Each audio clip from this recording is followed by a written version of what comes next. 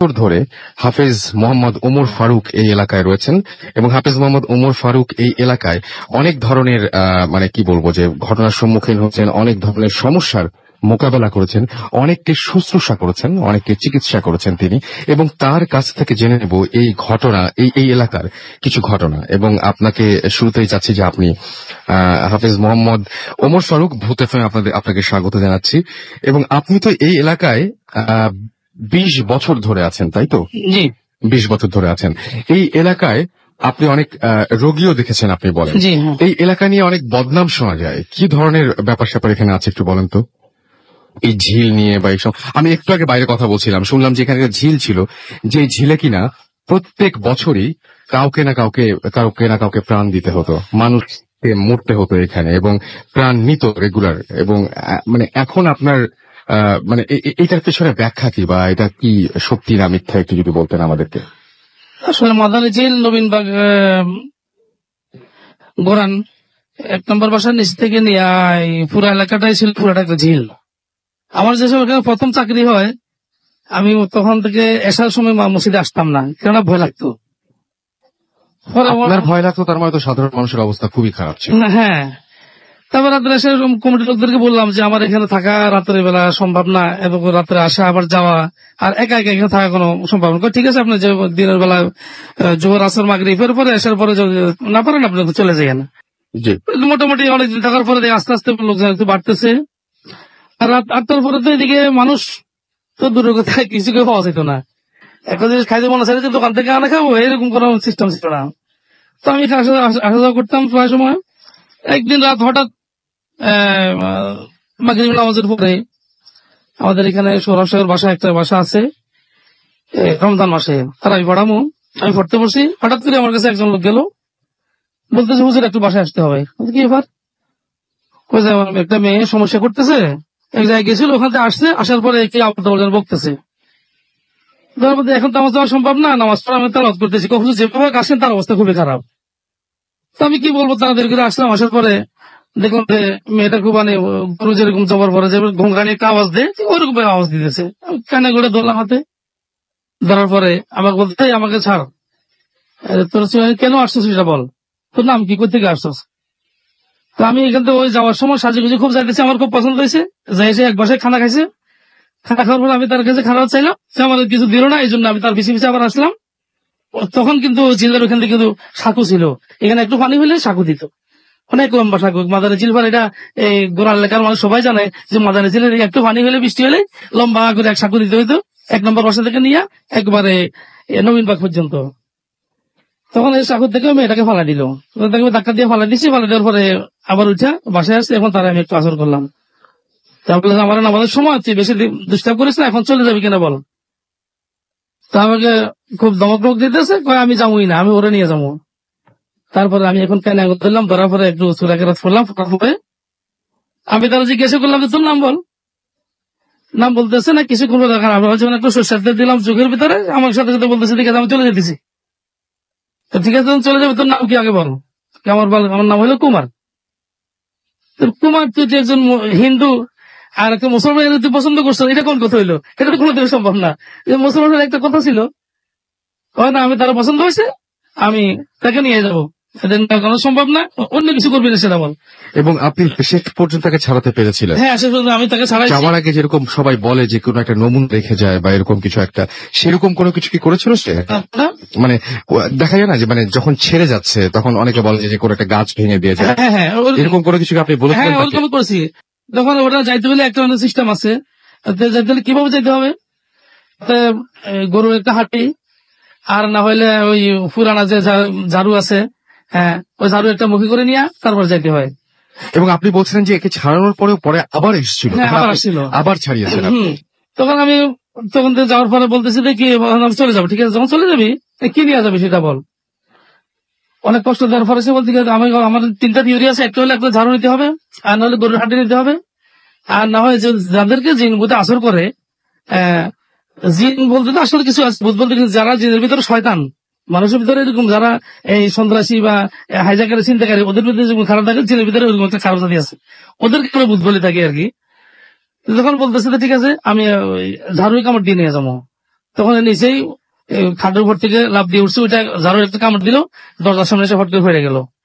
তখন ছাড়ে চলে গেল। পরের দিন আবার আসলো, কি বলে আবার আজকে আবার কেন আসলে? আমি তাকে পছন্দ করে যাবো না। তখন আমি চিন্তা করলাম তার সাথে শরীর বন্ধের একটু তাবিজ দিতে হবে। তাকে বললাম যে সরষের তেল দিতে হবে, তাবিজ দিতে হবে। তখন তাবিজ দেওয়ার পর থেকে নিয়ে আল্লাহর মেহরবানি পর চলে গেল, আর আসে নাই। আচ্ছা, এই এলাকায় এরকম মানে এই যে জিন বলছেন যা বলছেন এগুলো হওয়ার কারণ কি? বহুদিন ধরে এটা কি ফাঁকা ছিল? আমি লাশ যে এখানে পাওয়া গেছে অনেক, প্রায় দিন লাশ পাওয়া যেত প্রতি বছর। এখন আপনার এই যে আমাদের নবীনবাগ মসজিদের উত্তর পাশে একটা ঝিলের মতো এখানে আছে, এখানে এখনো প্রতি বছর একটা দুইটা করে লাশ পাওয়া যায়। এখনো পাওয়া যায়? এখনো পাওয়া যায়। গত বছর একটা ছেলে পাওয়া যায়, মাঝখানে 5 আছে। যেভাবে হোক এখানে হয়তো বয়স্ক হোক বা ছেলে হোক, এখনো একটা লাশ পাওয়া যায়। গত বছর একটা ছেলে পাওয়া গেছে, মারা গেছে 6-7 বছর বয়সের। আপনাকে অনেক ধন্যবাদ। আপনাকে আমরা আবারও ফিরে আসবো। আমাদের সঙ্গে আরেকজন আছেন যার নাম আমরা বলি নাই, আমরা তার কাছে যাবো। এবং আমরা আসলে এই এলাকায় যখন ঘোরাফেরা করছিলাম, আমরা এক চোখ দিয়ে দেখছি, আরেকজন আরেক চোখ দিয়ে দেখছি। আমাদের সঙ্গে রয়েছেন আর যে অরুণিমা, আমরা তার কাছে যাবো এবং শুনবো যে এই এলাকায় আসার পরে এই সবকিছু দেখে আপনার কেমন লাগলো একটু বলেন তো। যে মানে এই যে পুরো জায়গাটা দেখছেন, ঢিল এখন অনেকটা জায়গায় ভরাট হয়ে গেছে এবং আপনি প্রথম আমাদের সাথে আসলেন, কেমন লাগলো এই জায়গাটা দেখে? না, দিস ওয়াজ কমপ্লিটলি আনএক্সপেক্টেড আসলে। মানে আমি যখন প্রেসে আসছি তখন তো হচ্ছে মানে সন্ধ্যাবেলা জ্যাম, চারিদিকে প্রচুর আলো, মানুষ হইচই সবকিছু। তো আমি প্রেসে বুঝি নাই যে কেমন হবে বিষয়টা।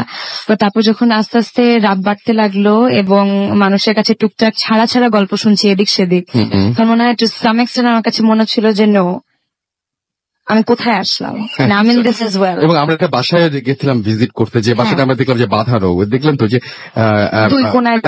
দুই কোনায় দুটা, এবং সেখানে নাম লেখা আছে যে ডিস্টার্ব করে। সেই আমিও যে মিস্টার সুমনের বাসার কথা বলছি, যে ওখানে দেখলাম যে নাম লেখা আছে, নাম বাসাটা বাঁধানো হয়েছে এবং সেখানে যারা ডিস্টার্ব করে তাদের নাম লেখা আছে ওখানে।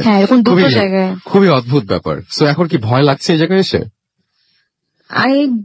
মানে আমি বুঝতেছি না, মানে ব্যাপারটা কেমন জানি। আমি খুব একটা আসলে কমফোর্টেবল মনে হয় না, কারণ হয়তো প্রবাবলি এটাকে কি ভয় লাগাবে বলে কিনা। আজকে তো গতদিন ছিল হচ্ছে ফ্রাইডে দ্য 13th, আজকে আবার সুপার মুন, হ্যান ত্যান অনেক কিছু, সবকিছু মিলিয়ে আজকে মনে হয় আজকে রাতটা খুব ভালো যাবে। আমরা ওই যে জিন ছাড়ানোর কথা বলছিলাম, বিভিন্ন জায়গায় বিভিন্ন দেশে বিভিন্ন ভাবে কিন্তু বিভিন্ন ভাবে এই জিনিসটাকে ছাড়ানো হয় এবং নিশ্চিত ডাক বলে একটা ব্যাপার আছে। আমরা সেই ব্যাপারটা শুনে আসবো। আমাদের আরো একজন আছেন, আমি তাকেই বলবো তার নামটা বলতে, এবং তিনি তার নাম বলে সেই ঘটনাটা বলবেন। এটা প্লিজ একটু যদি বলতেন আমাদেরকে। আমার নাম বিশ্বজ্যোতি। রাসেল ভাই, থ্যাংক ইউ। এটা যেটা আমরা শো শুরু হওয়ার আগে কথা বলছিলাম, সেটা এটা কোনো বিশেষ ঘটনা নয়, বাট অনেকের কাছ থেকে, অনেক বিভিন্ন গল্প থেকে বা বিভিন্ন মানুষের মুখ থেকে এই জিনিসটা আমি শুনেছি। সেটা হচ্ছে যে গ্রামের দিকে যেটা হয় আর কি, যখন কারোর খুব বড় অসুখ করে তখন চিকিৎসা করা হয়, কবিরাজ আসেন, ডাক্তার আসেন, সবাই যখন সব চিকিৎসা শেষ হয়ে যায়, যখন আর কিছু করার থাকে না, যখন আল্লাহর উপর বা ঈশ্বরের উপর মানুষ ভরসা করতে শুরু করে, যখন ডাক্তারও এসে জবাব দিয়ে দেয়, তখন হবে না। হ্যাঁ, সেটাই।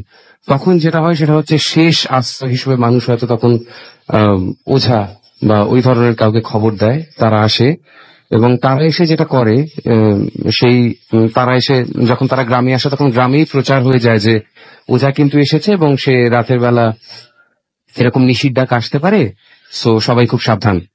তো নিশির ডাক ব্যাপারটা হচ্ছে এইরকম যে গভীর রাতে একটা মন্ত্র পড়া ডাব, সেই ডাবের মাথাটা কেটে দেয়া হয়, ডাবের পানি ডাবের ভিতরেই থাকে, সেই ডাব নিয়ে সে গ্রাম পরিভ্রমণ করতে বেরোয় ভোরের বেলা বা গভীর একা বের হন, এবং সেই খবরটা রুটে যায় সেই গ্রাম এবং তার আশেপাশের গ্রামে। আপনি বলছেন যে একটা প্রভাবশালী পরিবারের পক্ষে এই জিনিসটা আরো বেশি প্রভাবশালী পরিবারের পক্ষেই সম্ভব, কারণ এটা নাকি বেশ খরচ সাপেক্ষ একটা ব্যাপার।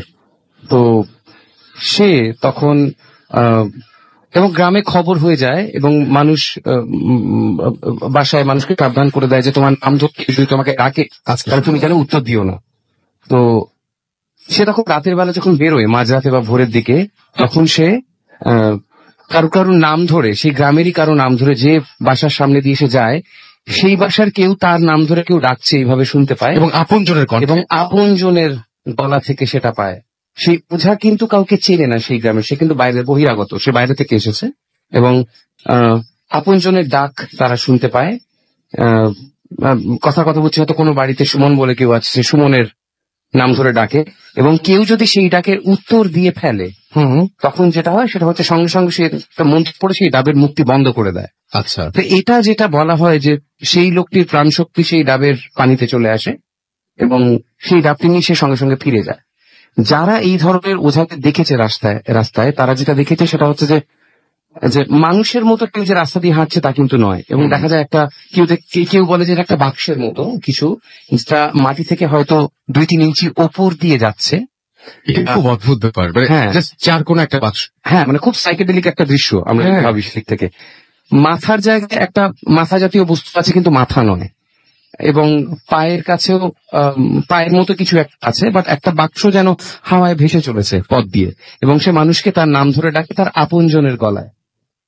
তো তারপর সে ফিরে আসে সেই ডাবটাকে নিয়ে, এবং ফিরে আসার পর সেই প্রাণ শক্তি সঞ্চার করা হয় যে লোকটি অসুস্থ তার মধ্যে। মানে যে ডাকলো, যে সাড়া দিল, তার নামটা সঙ্গে সঙ্গে ডাবের মুখটা বন্ধ করে দিল, সঙ্গে সঙ্গে বন্ধ করে দেওয়ার পরে তারপরে ডাবটা নিয়ে চলে আসে। আচ্ছা, এই ঘটনা সবাই জানে, কেউ ওঝাকে কিছু বলে না, সবাই প্রচার হয়ে যায় গ্রামে এবং আশেপাশের গ্রামে যে এরকম ওঝা এসছে, সে কিন্তু এরকম ডাকবে, কিন্তু এইভাবেই মেনে নিয়েছে, এটাই পদ্ধতি, এটা সবাই স্বীকার করে নিয়েছে, অ্যাকসেপ্ট করে নিয়েছে।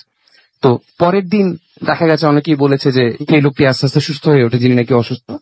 পাশের গ্রামে হয়তো দেখা যায় কেউ হয়তো অপঘাতে তার মৃত্যু হয়েছে পরের দিনই, কোনো কারণে কোনোভাবে। তো এই হচ্ছে নিশির ডাকা। মূল গল্পটা এইরকমই, বাট বিভিন্ন জায়গায় এর রকম ফেরে হয়তো অন্য কোনো ভার্সন থাকতে পারে, বাট মূলত এইটাকেই নিশির ডাকা বলা হয়। এবং গ্রামের দিকে আজ এখনো মানুষ কিন্তু এইভাবে চিকিৎসা করায়, এবং নিশির ডাক্তার হয়তো প্রচলন এখনো আছে, হয়তো এখনো আছে। এবং আমরা যে জায়গায় এসেছি সেই জায়গায় আশেপাশে হয়তো এরকম ঘটনা থাকতেও পারে, খুবই আমরা পেতেও পারি। আমাদের কাছে বেশ কিছু SMS রয়েছে, আমরা একটু SMS পড়ি। আমরা দেখতে পাচ্ছি যে আমাদের এখানে অন্তু দেবনাথ রাঙামাটি থেকে লিখেছেন, এবং অনেক কষ্ট করে তিনি ভূত FM শুনছেন, এবং তার কাছে ভালো লাগছে। এবং আমাদেরকে লিখেছেন অ্যাডভোকেট পিন্টু, যে তিনি ভূত FM অনেক পছন্দ করেন, এবং মাসুম ভাইকে এটা জানিয়েছেন আমাকে এবং মাসুম ভাইকে। রুহুল আমিন আমাকে বলেছেন, ঘাটাইল টাঙ্গাইল থেকে SMS করেছেন। আমি নয়ন মিরপুর 1 থেকে শুনছি, তিনি লিখেছেন। সালমান আমাদেরকে শেখপাড়া রাজশাহী থেকে SMS করেছেন, এবং আজকের গল্পে তিনি এখনো পর্যন্ত আমার একটা ভয় পাননি, বাট তিনি শুনছেন আমাদেরকে। রেজা আমাদের SMS করেছেন, এবং ফার্স্ট এবং সেকেন্ড স্টোরিটা তার কিছু অনেক ভালো লেগেছে, এবং আমাদেরকে লিখেছেন সিদ্দিক খান জুরাইন থেকে। আমাদের কিছু হিমেল পান্ডে লিখেছেন নদ্দা থেকে। খুলনা থেকে আনোয়ার এবং তার ওয়াইফ আফরিন রেগুলার আমাদের SMS করেন, আজকেও করেছেন। এবং আমাদেরকে দেখতে পাচ্ছি সুমন জ্যাকসন এখানে SMS করেছেন, তিনি SMS করেছেন হাসনাবাদ কেরানীগঞ্জ থেকে। আমাদেরকে মিজান SMS করেছেন, এবং আমাদেরকে SMS করেছেন অমি। এছাড়া আমাদেরকে সোহান রাজশাহী থেকে SMS করেছেন। আমাদেরকে গাজী সৈয়ব SMS করেছেন। SMS করেছেন আমাদেরকে দেখতে পাচ্ছি সোহান সহ আরো আগে। আপনি যদি SMS করতে চান তাহলে মোবাইলের মেসেজ অপশনে গিয়ে টাইপ করুন ফুর্তি, FORTI ফুর্তি, স্পেস দিয়ে করে আপনার নাম, স্পেস দিয়ে আপনার মেসেজ পাঠিয়ে দিন 940 নাম্বারে। আমরা একটা ব্রেকে যাবো, তবে তার আগে একটু ফেসবুক দেখতে হবে আমাদেরকে, এবং ফেসবুকে অনেকেই কমেন্ট করছেন। রেডিও ফুর্তি যে ফেসবুকটি রয়েছে সেইখানে আপনি যদি কমেন্ট করতে চান তাহলে চলে যান www.facebook.com/radio.furti। এছাড়া আপনি চলে যেতে পারেন www.facebook.com/bhutfm.russell, এবং সেখানে গিয়ে আপনারা কমেন্ট করতে পারেন। আমরা আরো একবার আপনাদের জানিয়ে দিই, আমরা কিন্তু ঢাকার বাইরে এসেছি, এখন আছি আমরা ঢাকার মধ্যেই বলা যেতে পারে, বেশ দূরে একটু আমাদের স্টুডিও থেকে। গোরান মাদানি ঝিল এখানে এসেছি, এবং যে জায়গাটা নিয়ে অনেক অনেক অনেক ধরনের ঘটনা প্রস্ফুটিত আছে, এবং এখানকার যারা এলাকাবাসী তারা আমাদেরকে অলরেডি অনেক ধরনের ঘটনা বলেছেন, এবং আমরা সে সমস্ত ঘটনা এক একে আপনাদের সাথে প্রচার করার চেষ্টা করব। এবং আমাদেরকে দেখতে পাচ্ছি যে HM রোহান লিখেছেন, আজ আমি ভয় পাবার জন্য তৈরি, আমি ভয় পেতে পছন্দ করি। রাস্তুল ভাই, আচ্ছা এটা ফেসবুক পড়ছি কিন্তু। আমাদেরকে রাজবীর রহমান লিখেছেন যে আমি এই এলাকারই বাসিন্দা, আপনি কোথায়, আপনি চলে আসেন আমাদের এখানে। জাহিদ পারভেজ আমাদের লিখেছেন যে আচ্ছা আমার তো মনে হচ্ছে জমবে, আচ্ছা আমার তো মনে হচ্ছে যে আচ্ছা তিনি এখনো মজা পাচ্ছেন না, সেটা তিনি জানিয়েছেন। আচ্ছা আমাদেরকে এটাও দেখতে পাচ্ছি দুইজন কাজিন একসাথে আমাদের শুনছেন, তিনি হচ্ছেন সামিয়া আরিফিন অধরা। আমাদের এখানে দেখতে পাচ্ছি আরো এখানে কমেন্ট করেছেন ইমন, এছাড়াও আহমেদ ইমতিয়াজ অভি, এছাড়াও আমাদেরকে সিফাত রাজ, রাহাত হোসেন, ফারহান, HM রোহান সহ আরো অনেকে আমাদের এখানে কমেন্ট করেছেন। এবং আপনি যদি কমেন্ট করতে চান তাহলে তো ফেসবুকের অ্যাড্রেসটা বলে দিন। আমাকে ছোট্ট বিরতি যাবো, বিরতির পরে আবারও ফিরে আসবো। সেই পর্যন্ত আমাদের সাথে থাকুন। স্টে টিউনড টু রেডিও ফুর্তি অ্যান্ড ডোন্ট স্টপ দ্য ফুর্তি। ভূত FM। The night comes alive with Grameenphone.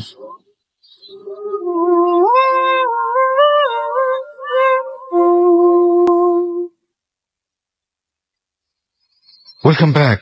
সবসময় রেডিও ফুর্তি 88.1 FM বাংলাদেশের সর্ববৃহৎ রেডিও নেটওয়ার্ক। আমি রাসেল আছির সাথে এবং আমার সাথে রয়েছে মাসুম এবং আজকের অতিথিরা। আপনাদের সবাইকে স্বাগত জানাচ্ছি আরো একবার জানিয়ে দিই আমাদেরকে SMS করতে হলে মোবাইলের মেসেজ অপশনে গিয়ে টাইপ করুন ফুর্তি FORTI ফুর্তি স্পেস দিয়ে লিখুন আপনার নাম, স্পেস দিয়ে আপনার মেসেজ পাঠিয়ে দিন 9840 নাম্বারে। আমাদের যদি ইমেইল করতে চান আমাদের ইমেল অ্যাড্রেস হচ্ছে bhutfm@radiofurti.fm which is BHWTFM@RADIOFORTI.FM। আপনার নাম, ঠিকানা এবং ফোন নাম্বার সহ আপনার জীবনে ঘটে যাওয়া সেরা ঘটনাগুলো পাঠিয়ে দিন আমাদের কাছে। এবং যদি আমাদেরকে ফেসবুকে আপনারা আমাদের সাথে কানেক্টেড থাকতেন তাহলে চলে যান www.facebook.com/radio.furti www.facebook.com/bhutfm.russell। আমরা চলে যাচ্ছি আমাদের বন্ধু গ্যারাজের প্রথম অতিথির কাছে। ফাইজা আছেন আমাদের সঙ্গে এবং তার কাছ থেকে আমরা তার ঘটনা শুনবো। ফাইজা, আপনি একটু প্লিজ বলেন যে আপনি কোথা থেকে এসেছেন? আমি কাকরাইল থেকে এসেছি। কাকরাইল থেকে এসেছেন? আচ্ছা, কেমন লাগছে আজকে আপনার এখানে এসে? জায়গাটার আসার পর থেকে কেমন যেন লাগছিল আর কি, যে খুবই আনইউজুয়াল একটা প্লেস। এখানে মানে একটু ভয় পেলে বেশি ভালো লাগছে না? আমি তো গাড়ি থেকে নামতে চাচ্ছিলাম না। আচ্ছা, ওকে, আমরা শুনি আপনার ঘটনা, আপনার জীবন ঘটে যাওয়ার ঘটনা শুনি আমরা। আচ্ছা, তো আমার যে ঘটনা আমি বলেছিলাম সেটা হচ্ছে যে আমার যখন আমি ঘুমাই, আমার রুমে সবসময় লাইট জ্বালিয়ে আমি ঘুমাই, কারণ আমার একটু মানে অন্ধকারের ফোবিয়া আছে। তো ছোটকাল থেকে আমি লাইট জ্বালিয়ে ঘুমাই। আর কয়েকদিন আগে যেটা হয়েছে যে কয়েকদিন আগে আমার রুমে আমি খুব তাড়াতাড়ি ঘুমিয়ে গিয়েছিলাম, অ্যারাউন্ড 12টার দিকে। ঘুমিয়ে যাওয়ার পর 4টার দিকে আমার মনে হলো যে আমার ঘুমটা একটু হালকা হালকা হওয়া শুরু হলো। তখন আমি তাকিয়ে দেখলাম যে আসলে এমনি ঘুম ভেঙে গেছে। তখন আমি চিন্তা করছিলাম যে কেন ঘুমটা ভাঙলো। তারপর আবার একটু তন্ডার মতো আসা শুরু করলো। তখন মনে হলো যে আমার মাথার নিচ থেকে বালিশটা সরে যাচ্ছে। তো মনে হচ্ছে কি কেউ টান দিচ্ছে বা নাকি এমনি সরে যাচ্ছে? মনে হচ্ছিল যে মানে সরে যাওয়ার কথা না, এইভাবে মানে মনে হচ্ছিল আসলেই যে অন্যরকম আর কি একটা ফিলিং। তো আমি ভাবলাম এটা হয়তো মনের ভুল, হয়তো তন্দ্রার মতো হয়ে আসছে, এই জন্য আমার এরকম মনে হচ্ছে। কিন্তু কিছুক্ষণ ওয়েট করার পর দেখলাম যে আবার সেম ভাবে বালিশটা টান লাগছে। তো এবার মনে হলো যে একটু জোরেই টান লাগলো। আমি এপাশ ওপাশ তাকালাম, মানে আউট অফ কিউরিয়াসিটি। এটা তো মানে এরকম একটা হলে রাত্রেবেলা 4টার দিকে আমি কি মনে করে আমার পায়ের দিকে তাকালাম। তাকিয়ে দেখলাম যে বিছানার পাশে আমার মা একটু কুজা হয়ে দাঁড়িয়ে আছে। আপনার নিজের মা কুজা হয়ে দাঁড়িয়ে আছেন? উনি কুজা হয়ে দাঁড়িয়েছে মানে পায়ের কাছাকাছি। তো তখন আমি চিন্তা করলাম যে আম্মু এত রাতে এখানে, আম্মুকে শরীর খারাপ নাকি। তারপর দেখি যে আম্মুর মুখে হচ্ছে মানে উনি কি রেগুলার এমনিতে মাঝে মাঝে খোঁজ খবর নিতে আসেন ঘরে? না, আম্মু কখনো আমার রুমে আসে। তার মানে প্রথম সেই দিনই আপনি দেখছেন আপনার আম্মু হয়ে আপনার সামনে দাঁড়িয়ে আছে? হ্যাঁ, আর যদি আমার আব্বু আম্মু কখনো কেউ অসুস্থ থাকে তখন হয়তো মানে এসে আমাকে ডাকে। কিন্তু এটা খুবই আনইউজুয়াল, মানে আসে না খুব একটা।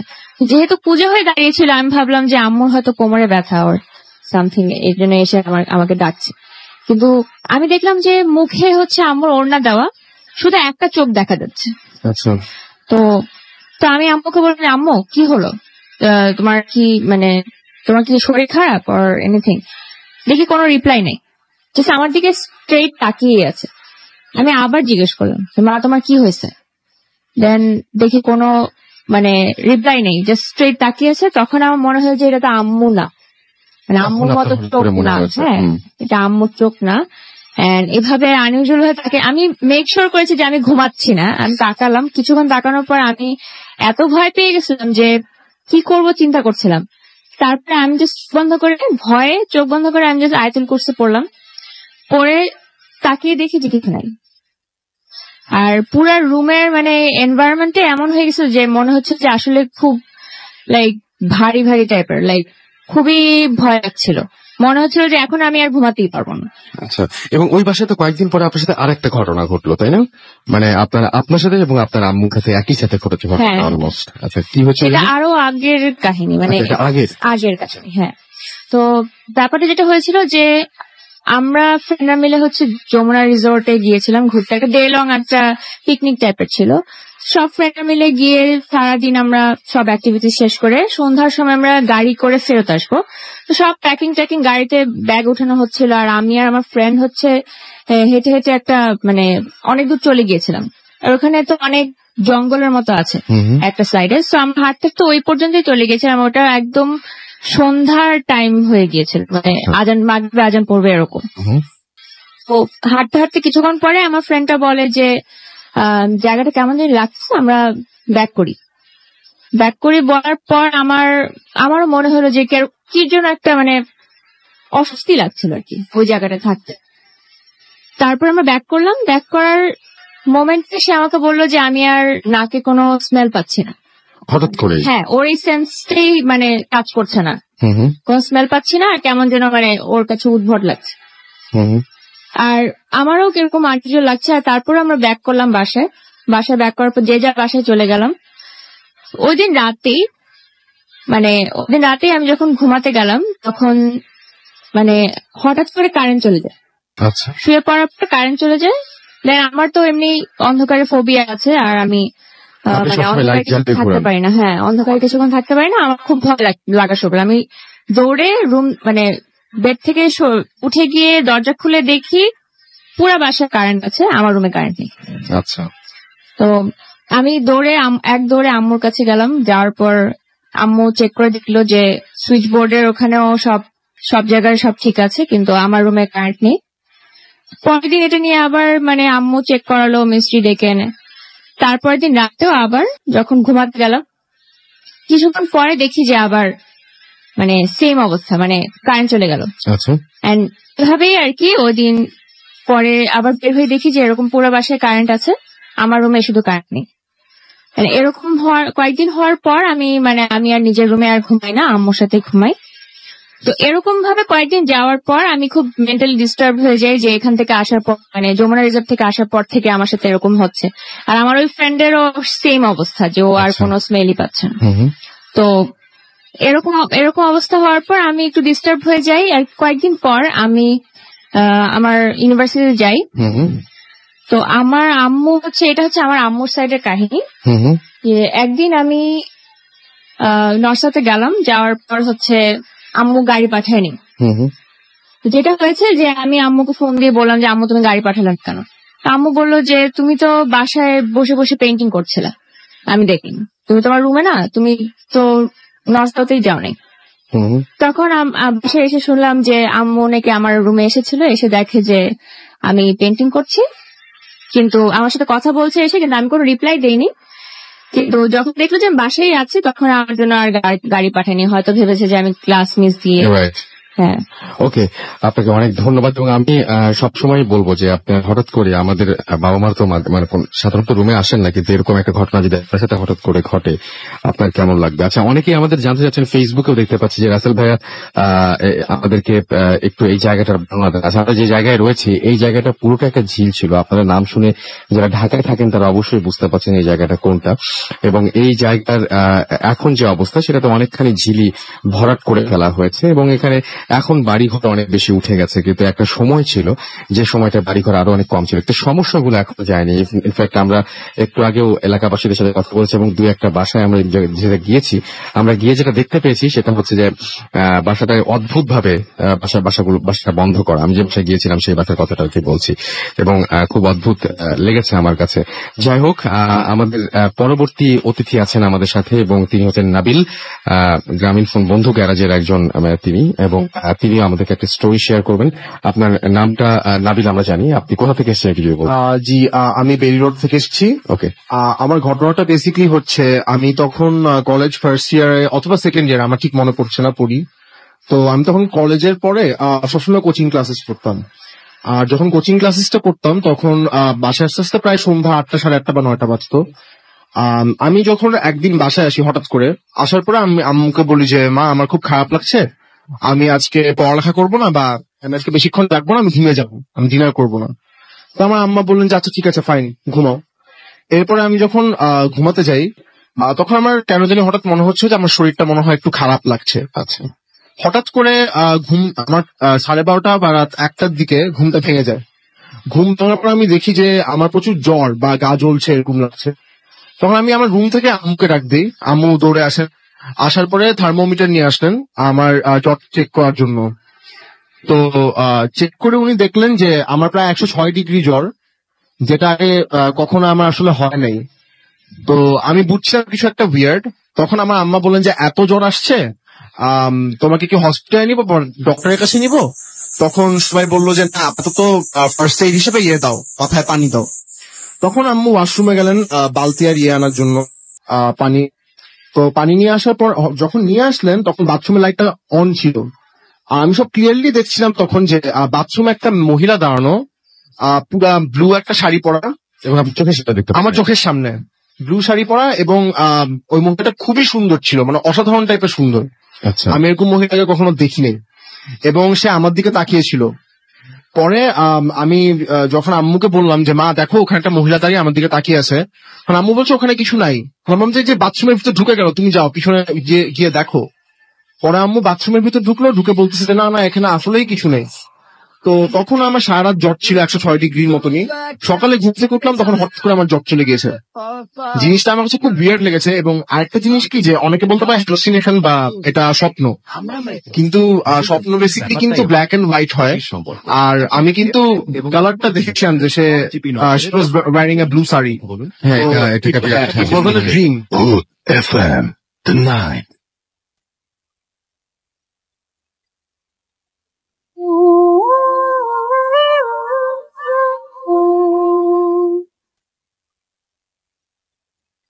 Welcome back. শুনছেন সব সময় রেডিও ফুর্তি 88.2 FM এবং আমি রাসেল আছির সাথে। আর চলছে এই মুহূর্তে ভূত এফএম। আপনারা সবাই জানেন যে ভূত এফএম এখন অন্যরকম উইথ গ্রামীণ ফোন। আমরা ঢাকার বাইরে এসেছি, আমরা যে জায়গায় রয়েছি সেটা গোরান মাদানির ঝিল, এবং একটু আগে একটা ঝামেলা হয়েছিল যার জন্য আমরা নাবিলের ঘটনার মাঝে মাঝে থেকে হঠাৎ করে আপনাদের কাছে শোনাতে পারিনি। আমরা আবার নাবিল কাছে এসেছি। নাবিল, আপনি হঠাৎ করে উঠলেন এবং উঠে দেখলেন যে বাথরুমের ভেতরে নীল শাড়ি পরা একজন, রাইট? জি রাসেল ভাই, ভিতরে দেখলাম যে নীল শাড়ি পরা একজন মহিলা। আমি কখনো এরকম অদ্ভুত সুন্দর টাইপের মহিলা কখনো আগে দেখিনি, খুব ডিফারেন্ট টাইপের ছিল। আচ্ছা। আর আমি ঠিক তখনই রিয়াক্ট করি এবং আমি আমার মাকে বলি যে আম্মু বাথরুমে একজন মহিলা আছে, তুমি দেখো। তখন আম্মু দৌড় দিয়ে বাথরুমে গেলেন, গিয়ে আমার দিকে তাকিয়ে বলছেন যে না, এখানে কেউ নাই, তুমি ভুল দেখেছো, এখানে কেউ নাই। তখন বলছে না তুমি দেখো, সে আমাকে ডাক দিয়েছে, দিয়ে বাথরুমে ঢুকেছে। তো আম্মু আবারও চেক করে বললেন যে না, এখানে আসলে কিছু নেই। জিনিসটা আমার খুব ভয়ঙ্কর লেগেছে, এবং ওই রাতে আমি ঘুমিয়ে যাই। তখন আমার 106 ডিগ্রি জ্বরই ছিল, সারা রাত ছিল। সকালে উঠে হঠাৎ করে দেখি যে আমার একটুও জ্বর নেই, আই ওয়াজ ফিলিং ওয়েল। এবং পরবর্তীতে আমি বুঝতে পারি যে জিনিসটা আসলেই রিয়েল ছিল, কারণ স্বপ্ন সাধারণত ব্ল্যাক এন্ড হোয়াইট হয়, কালার বোঝা যায় না। আর সিন্স আমার আপু আমার সাথে তখন কথা বলছিলেন এবং আমি আমার ফুল সেন্স ছিলাম, সো ঘটনাটা আসলেই সত্যি ছিল এবং আমার চোখের সামনেই হয়েছে জিনিসটা। এবং এই বাসায় এর আগে এরকম কোন ধরনের ঝামেলা কখনো হয়নি? না ভাই, এরকম আগে কখনো হয়নি এই বাসায়। ওকে, ফাইন। আপনি পরে থেকে কারোর সাথে ডিসকাস করেছিলেন বা জানতে চেয়েছিলেন যেটা কেন এরকম হলো? জি ভাই, বিষয়টা আমি আমাদের ফ্যামিলির একজন খুব সম্মানিত ব্যক্তি আছেন, পিট টাইপের, ওনার সাথে আমি শেয়ার করি। উনি বলেন যে দেখো, জিনিসটা আসলে আছে, এমন কিছু জিনিস আছে যেগুলো আমরা ডিফাইন করতে পারি না, আমাদের চোখের সামনে আসে, ধরা পড়ে, কিন্তু কখনো কোনো হার্ম করে না। তোমার সামনেও এরকম কিছুই এসেছিল যেটা তোমাকে হার্ম করে নাই, হয়তো তোমাকে পছন্দ করেছে বা তোমাকে সে ক্ষতি করতে চায়নি, বা অন্যভাবে হয়তো ক্ষতি করেছে, তুমি বুঝো নাই, কিন্তু জিনিসটা চলে গিয়েছে, এখন আর তোমার জিনিসটা নাই।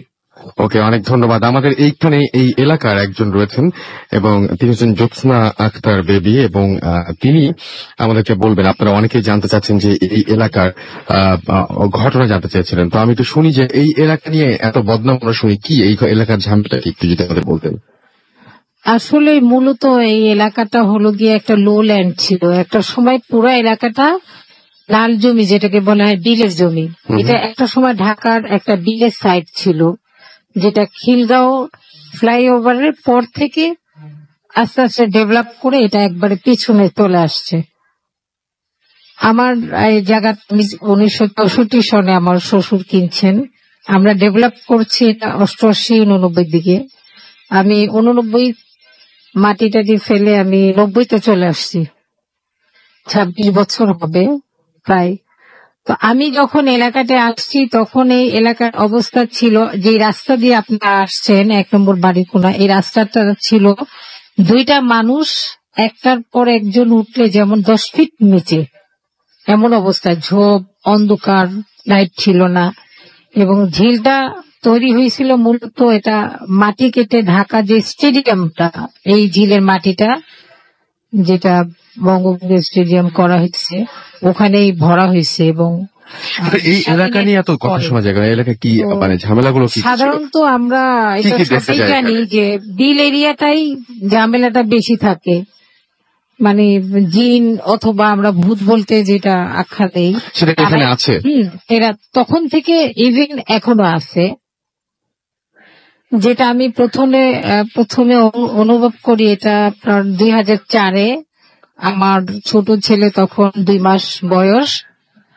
আমি সামাজিক কাজ করি এবং এলাকায় কোনো ঝামেলা হলে আমাকে বের হইতে হয়। অনেক সময় আমি একটু ছোটবেলার থেকে একটু সাহসী, যেহেতু আমি খুলনায় বড় হয়েছি, মফস্বল শহরে গ্রামে, আমার ওই সাহসটা আছে। কেউ রাত্রে আওয়াজ হলে আমি বের হয়ে যাই, এটা আমার একটা অভ্যাস হয়ে গেছে যে কেউ বিপদে পড়লো কিনা। স্কুল লাইফ থেকে আমি ষষ্ঠ ছিল। তো একদিন আমি রাত্রে দেখি যে আমার মনে হলো তখন চতুর্দিকে পানি। আমাদের এই এলাকা ওই বন্যার সময় অথবা বর্ষা হলে জোয়ারের পানিটা চলে আসতো এদিকে, টঙ্গী এরিয়াটা পুরা এরিয়া মনে হতো যে আমাদের বাড়িগুলি নদীর মাঝখানে একটু একটু করে যে ঘরগুলো, এমনই লাগতো। তো তখন আমরা চলাফেরা করতাম শাখো দিয়ে। শাখোটা ছিল একটা শাখো ক্রস করে, ডাবল না, ওখান থেকে। তো 4টা শাখোর মুখ যেখানে আসছে এই কর্নারের বাড়িটা ছিল আমার। আমি বের হয়ে আমার মনে হইলো যে 2টা ছেলে এবং একটা মেয়ে। আমি আমার বাসার গেট খুলে দেখছি যে 2টা ছেলে একটা মেয়ে কথাবার্তা গুম গুম গুম গুম চেঁচামেচি করতেছে। কিন্তু সিচুয়েশনটা মনে হইলো, হয়তো আমি ভাবছি যে হয়তো এটা গার্মেন্টস থেকে কাজ করে আসছে, মেয়েটাকে একটু ডিস্টার্ব করতেছে। কিন্তু আসলে বিষয়টা আমি পরে পরিষ্কার হলাম যে এটা ভুল। যেহেতু আমি ওইভাবে বিপদগ্রস্ত মানুষের হিসেবে বাইর হই, আমাকে ওইটা করে অবস্থার উপর আসলে ওখানে কেউ ছিল না, আসলে ওটা অন্য কিছু ছিল।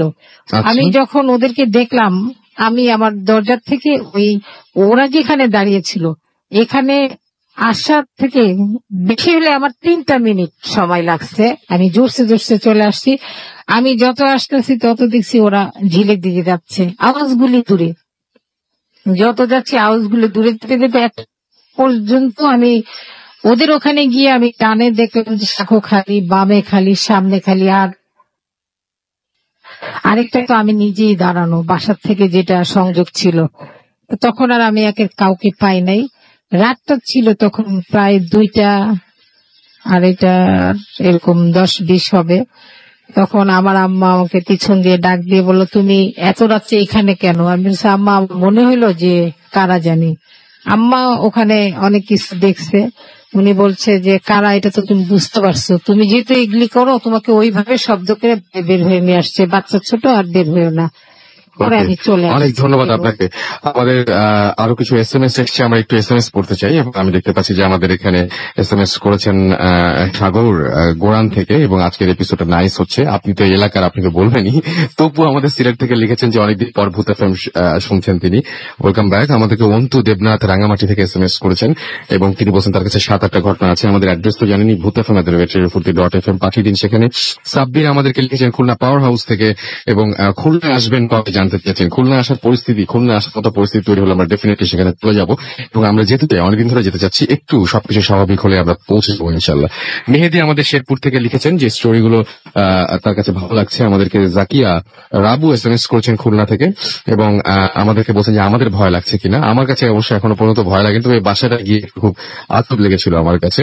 রাকিব আমাদের SMS করেছেন, আচ্ছা বাসায় যে আজব লেগেছে যে খাটটায় আমরা বসেছিলাম সেই খাটটা নাকি নড়ে, এই ব্যাপারটা বেশ ভয়ঙ্কর আর কি।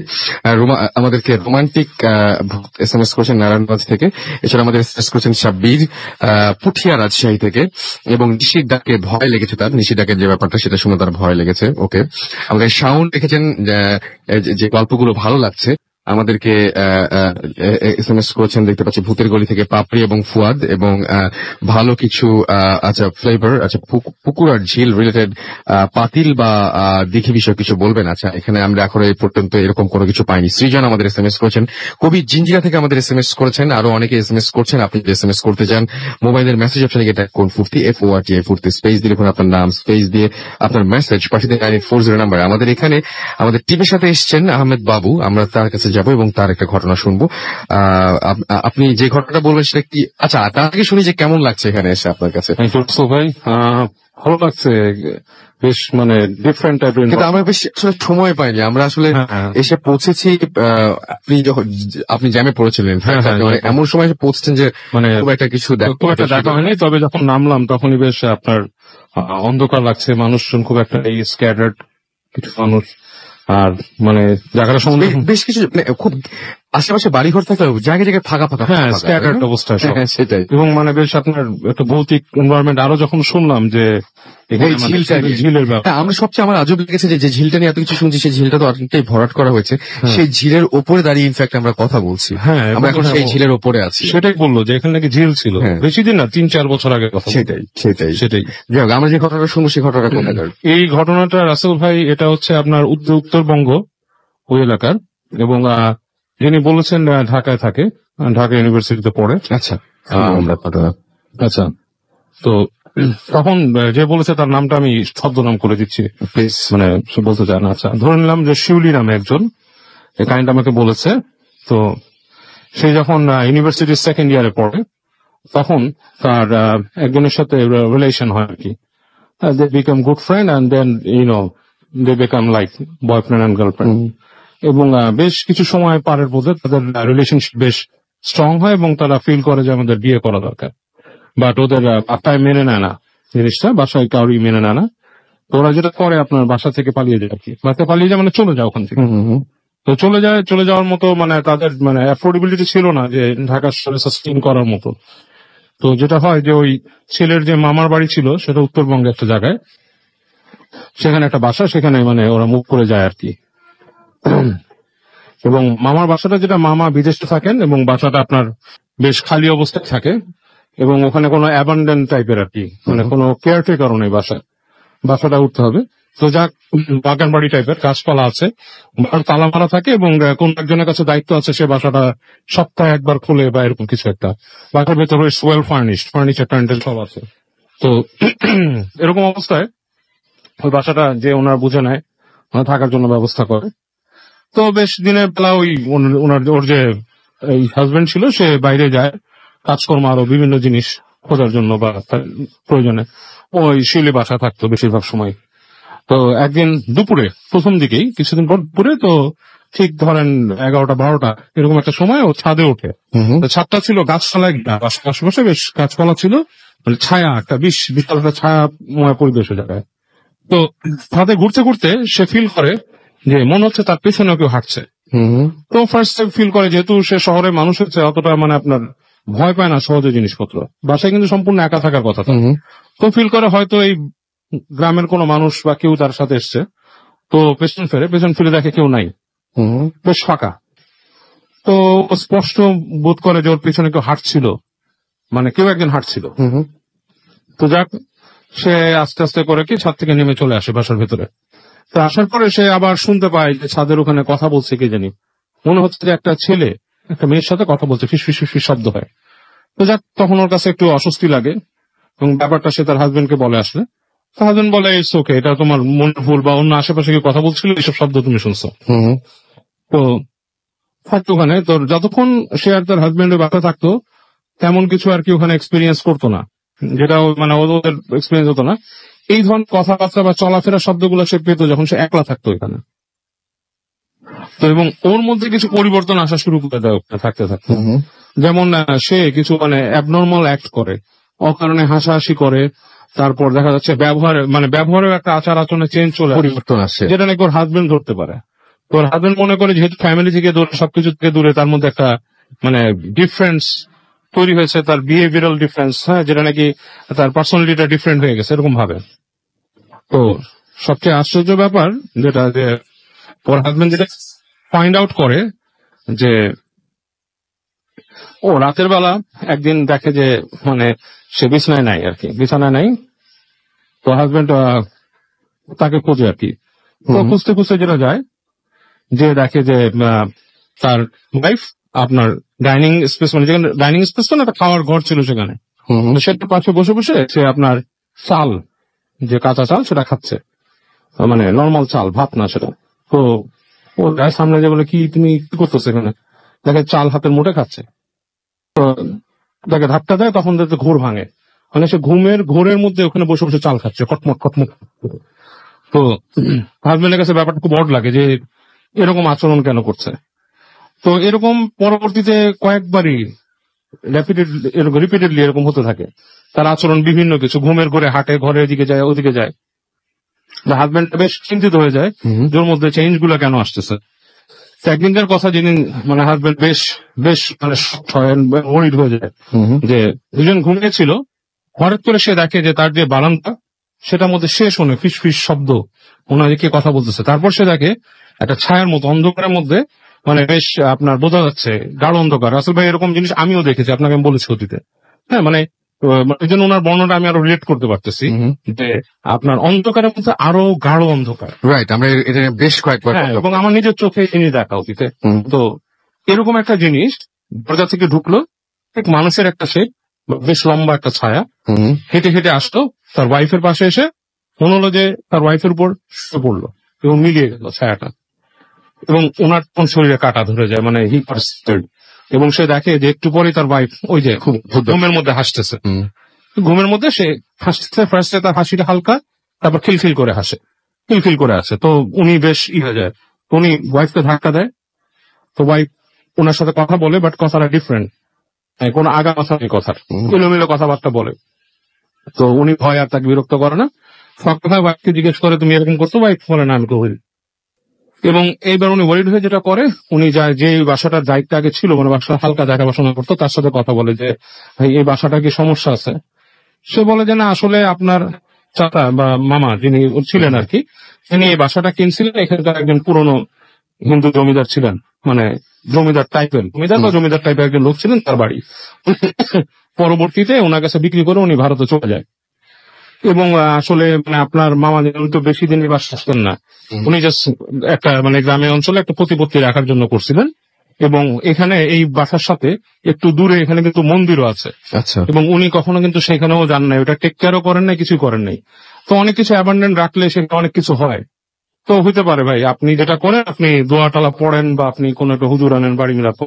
তো ওই লোক আবার ওই বিশ্বাসী টাইপের ছিল না ছেলেটার, ওর হাজবেন্ড যেটা, সে এগুলা আমলে নেয় না।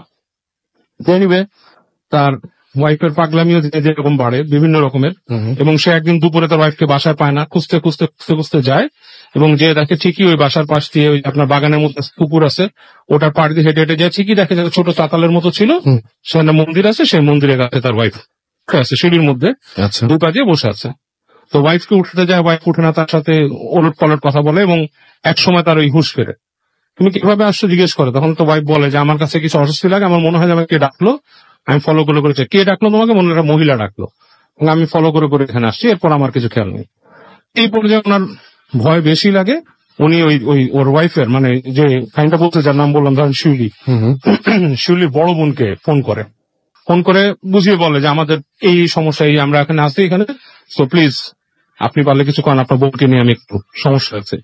তো শিউলির বোন চলে আসে ওখানে ঠিকানা নিয়ে। আসার পরে সে বলে যে দেখেন আমার বোনের সমস্যা, আপনি অবিশ্বাসী মানুষ, বাট আমি বিশ্বাস করি সম্ভবত তাকে কোন একটা খারাপ কিছু করছে, পজেস করছে। তো সে মানতেই রাজি না, সে বলে আমি এগুলো করবো না, আমি দরকার ঢাকায় যাবো, আমি কোনো চিকিৎসা করবো। বলে যে আপনি শুনেন, আপনি আমার মতো ডিসিশন নেন, কিন্তু আমার বোন, আপনারা অলরেডি অপরাধ করছেন, বাসায় কিছু না বলে চলে আসছেন।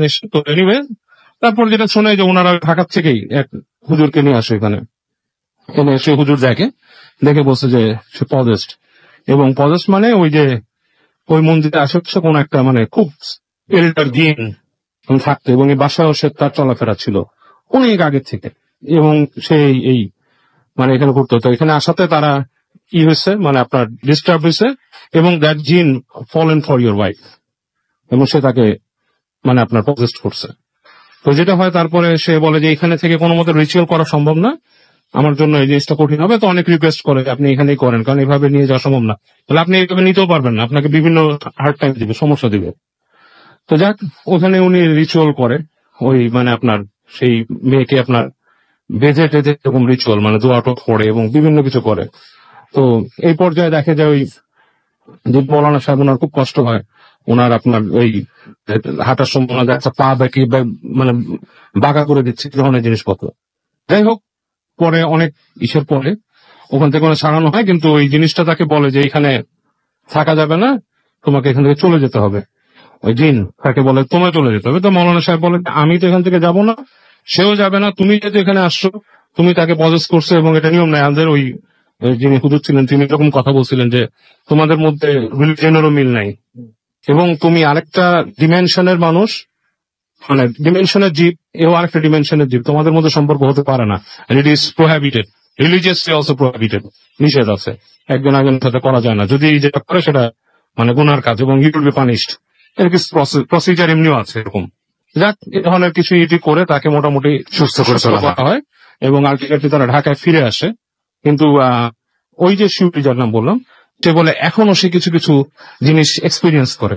আচ্ছা, সে যেটা বলে যে সে দেখতো তার হাজবেন্ডকে সব সে বলেনি, সে খুব রূপবান একটা ছেলেকে দেখতো, খুব হ্যান্ডসাম একটা ছেলেকে দেখতো, এবং সে নাকি এখনো মাঝে মাঝে হঠাৎ হঠাৎ তার আশেপাশে সে ছেলেটাকে দেখে। মানে তার কাছে খুব একটা আসে না, বাট সে দেখে ছেলেটাকে।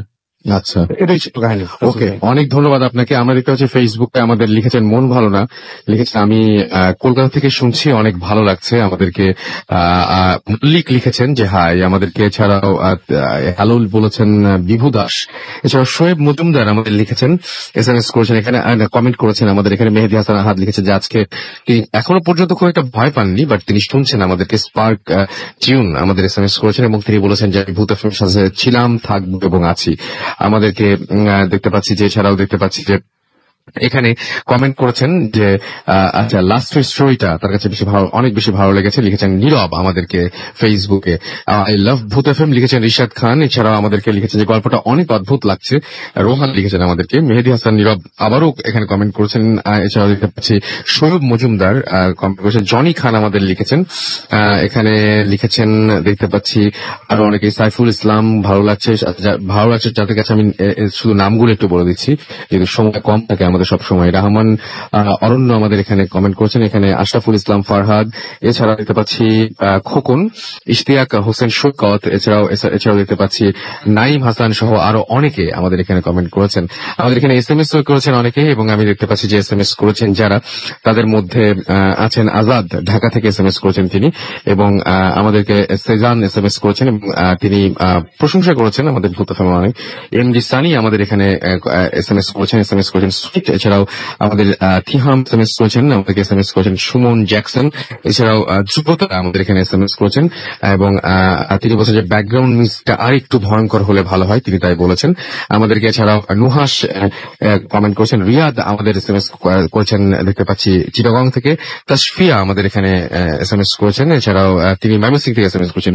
সৃজন আমাদের এখানে SMS করেছেন দেখতে পাচ্ছি সাদিক সিলেট থেকে।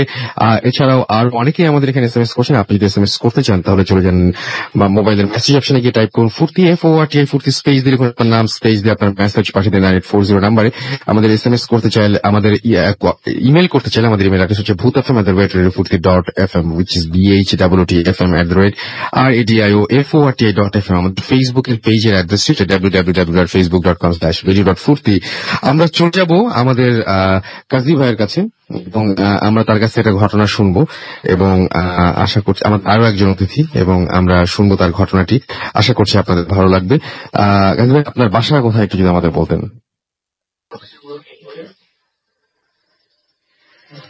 জি, আমার অফিস হচ্ছে বসুন্ধরা সিটি। আমি সপ্তাহে 3 দিন সাইকেলে বাসা থেকে আসি, আর আমি সাইকেলে আসি আর সাইকেলে ফিরে যাই। তো ওদিন একদিন অফিসে একটু কাজ বেশি ছিল, রাত প্রায় 9:30 বেজে গেছিল। সাইকেলটা অফিসে রেখে যাওয়া সম্ভব ছিল না, এই জন্য ভাবলাম সাইকেল নিয়ে ফিরি যত রাতই হোক। তো আমার যাওয়ার সময় রেডিসন থেকে আমি 2টা ফ্লাইওভার, কুড়িলে একটা ফ্লাইওভার আছে, ক্যান্টনমেন্টের উপর আর একটা ফ্লাইওভার, 2টা ফ্লাইওভার উপর দিয়ে সাইকেল চালিয়ে যাই। তা রেডিসনের পাশ দিয়ে যে ফ্লাইওভারটা, ক্যান্টনমেন্টের ফ্লাইওভার, ওঠার সময় দেখি ফ্লাইওভারে অনেক আলো, দুই সাইডে অনেক ফ্লাড লাইট। এই জন্য আমি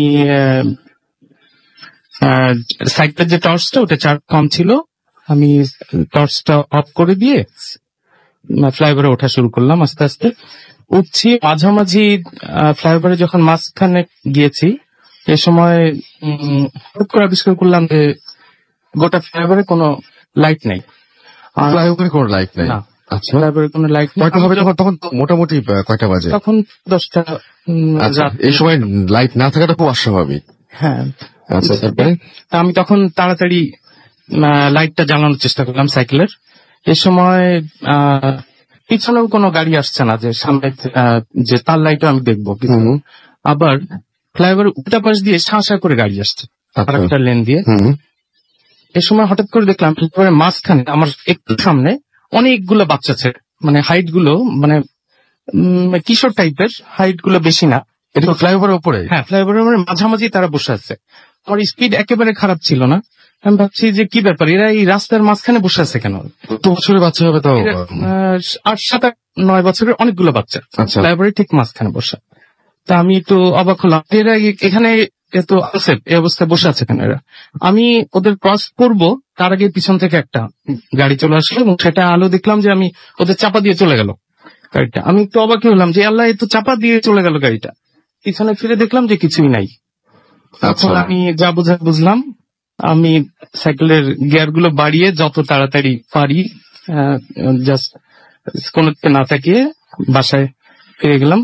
বাসায় ফিরে যে তারপরে বাসার সবাইকে বললাম, তো ওনারাও বললেন যে এরকম ঘটনা ওনারা শুনেছেন কেউ কেউ, বা আশেপাশের কলিগদের পরে বললেও তারা বললো যে এরকম।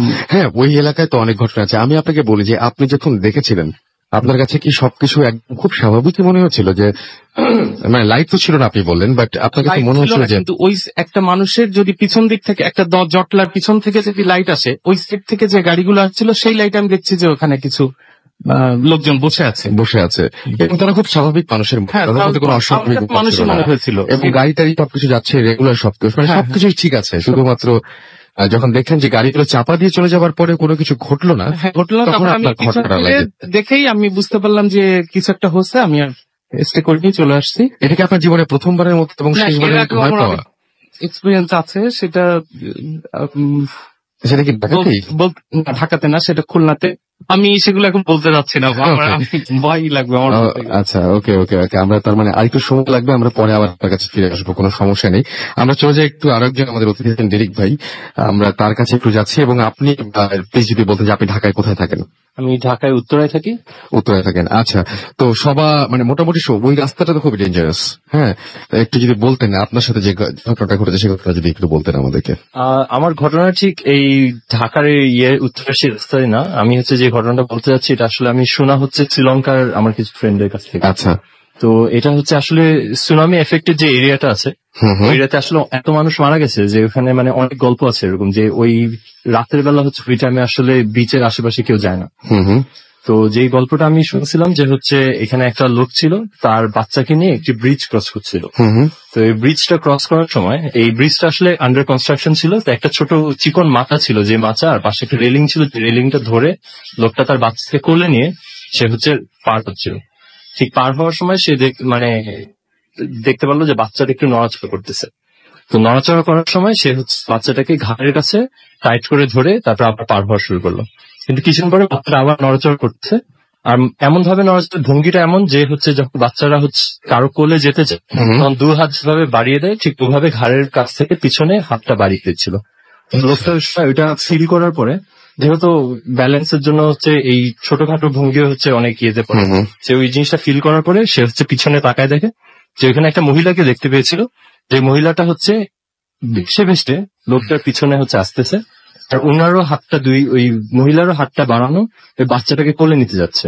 তো এই লোকটা ওইটা দেখে অনেক বেশি ভয় পেয়ে যায়, পেয়ে হচ্ছে সামনের দিকে তাকায়, তাড়াহুড়ো করে ব্রিজটা ক্রস করে যখন পিছনে তাকায় দেখে যে এমন কোনো মহিলা আসলে পিছনে নাই, কেউই নাই আসলে ওখানে। আসলে এই ব্যাপারটা আসলে যেটা বোঝা যায় যে এখানকার এই মৃত্যুটা যেটা, এটা হচ্ছে আসলে মারা যাওয়ার পরে আমরা সবাই ভাবি যে হয়তো আমরা কেউ কাউকে চিনবো না, কিন্তু অনেকটা হতে পারে যে একটা বাচ্চা তার মায়ের হচ্ছে ভালোবাসা এমনই গভীর যে ইভেন মৃত্যুর পরেও হয়তো রয়ে যায় কিছু, যে যেহেতু এই দুর্ঘটনায় অনেক মানুষ মারা গেছে, সে হয়তো হচ্ছে তার বাচ্চাকে অনেক মিস করে, সেই জন্য হয়তো হচ্ছে বাচ্চাদেরকে দেখে সেরকম হচ্ছে নিতে চায় সে।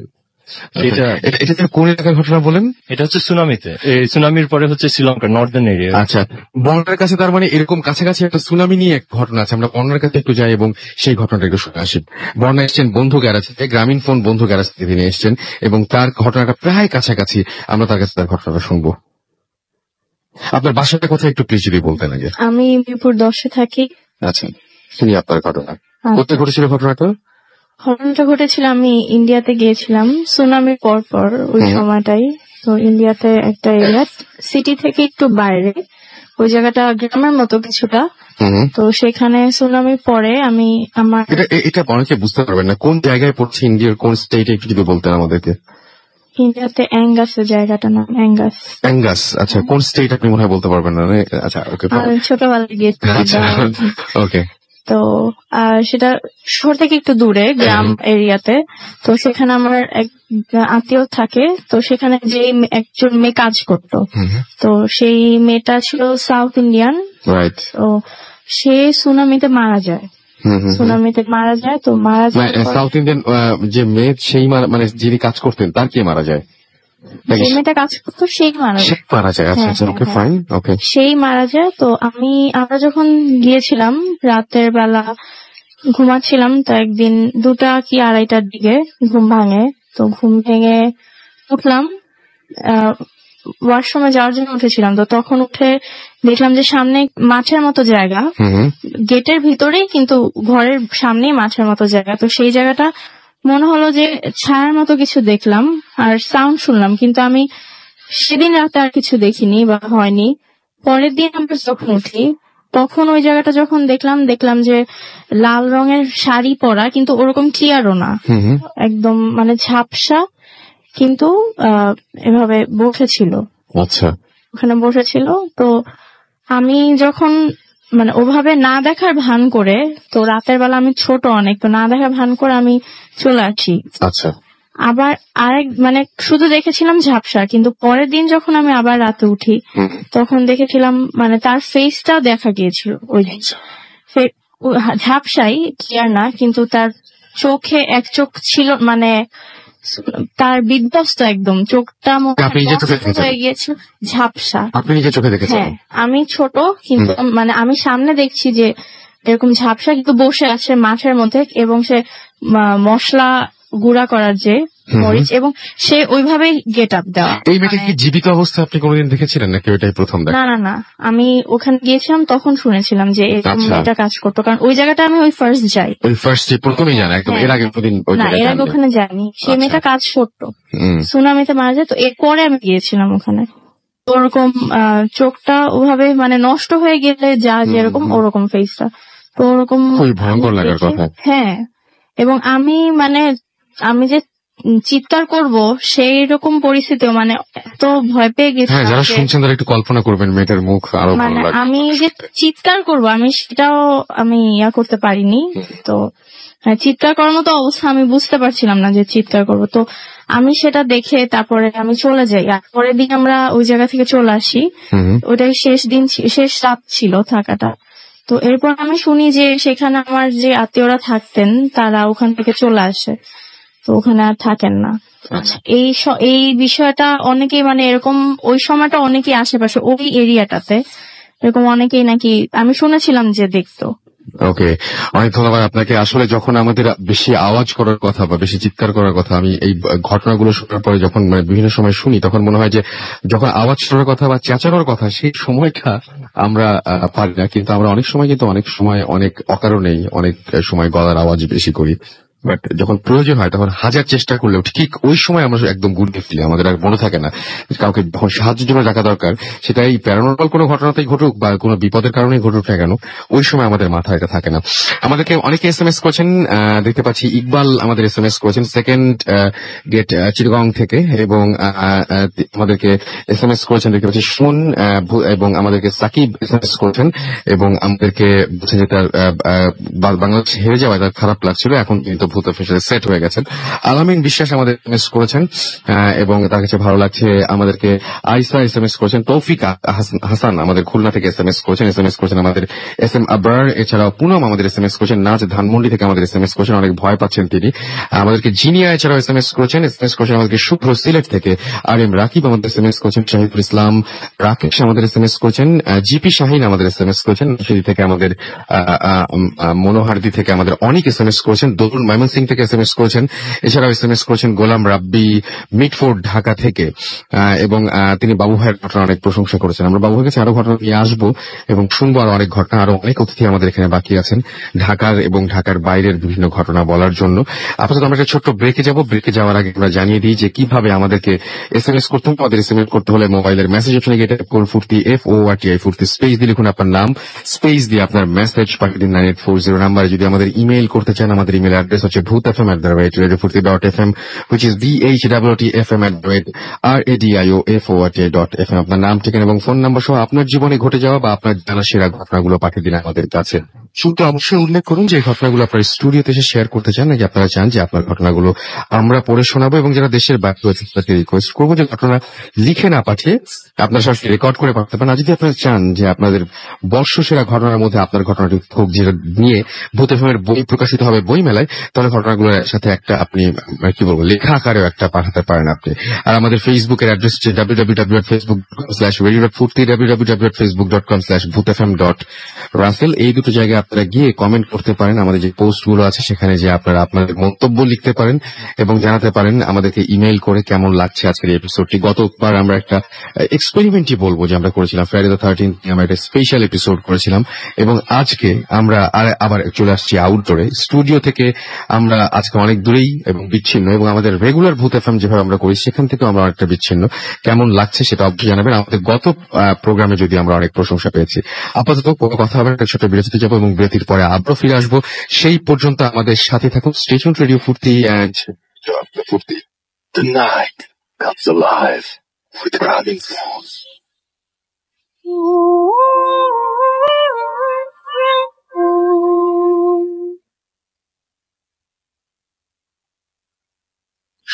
সবসময় রেডিও ফুর্তি 88.0 FM, বাংলাদেশের সর্ববৃহৎ রেডিও নেটওয়ার্ক। আমি রাসেল আছি সাথে, আমার সাথে রয়েছে মাসুম এবং আজকের অতিথিরা, এবং আপনাদের সবাইকে আরো একবার স্বাগত জানাচ্ছি। সেই সাথে জানিয়ে দিচ্ছি আমরা এই মুহূর্তে যে জায়গায় রয়েছি সেটি হচ্ছে গোরান মাদানির ঝিল, এবং এই জায়গা নিয়ে অসংখ্য ঘটনা রয়েছে। এই এলাকাবাসীরা আমাদেরকে বলেছেন, এবং এই এলাকা একটা সময় পুরোটাই ঝিল ছিল, এখন অনেকটা অংশই ভরাট করা হয়েছে, এবং সেই জায়গায় ঝিল ভরাট করা হলেও ঝিল নিয়ে এবং ঝিলের চারপাশ দিয়ে যে সমস্ত ঘটনাগুলো ঘটতো সেই ঘটনাগুলো কিন্তু বাদ যায়নি, এবং সেগুলো এখনো প্রতিনিয়ত ঘটে চলেছে। এবং এখানে আপনারা যারা এলাকাবাসী আছেন তারা অনেকেই আমাদের এখানে এসে দেখা করে গেছেন, কথা হচ্ছে তাদের সাথে। দুই একজনকে আমরা হয়তো নিতে পারিনি আজকে, আমরা আগামী সপ্তাহেও হয়তো কাউকে নিতে পারি।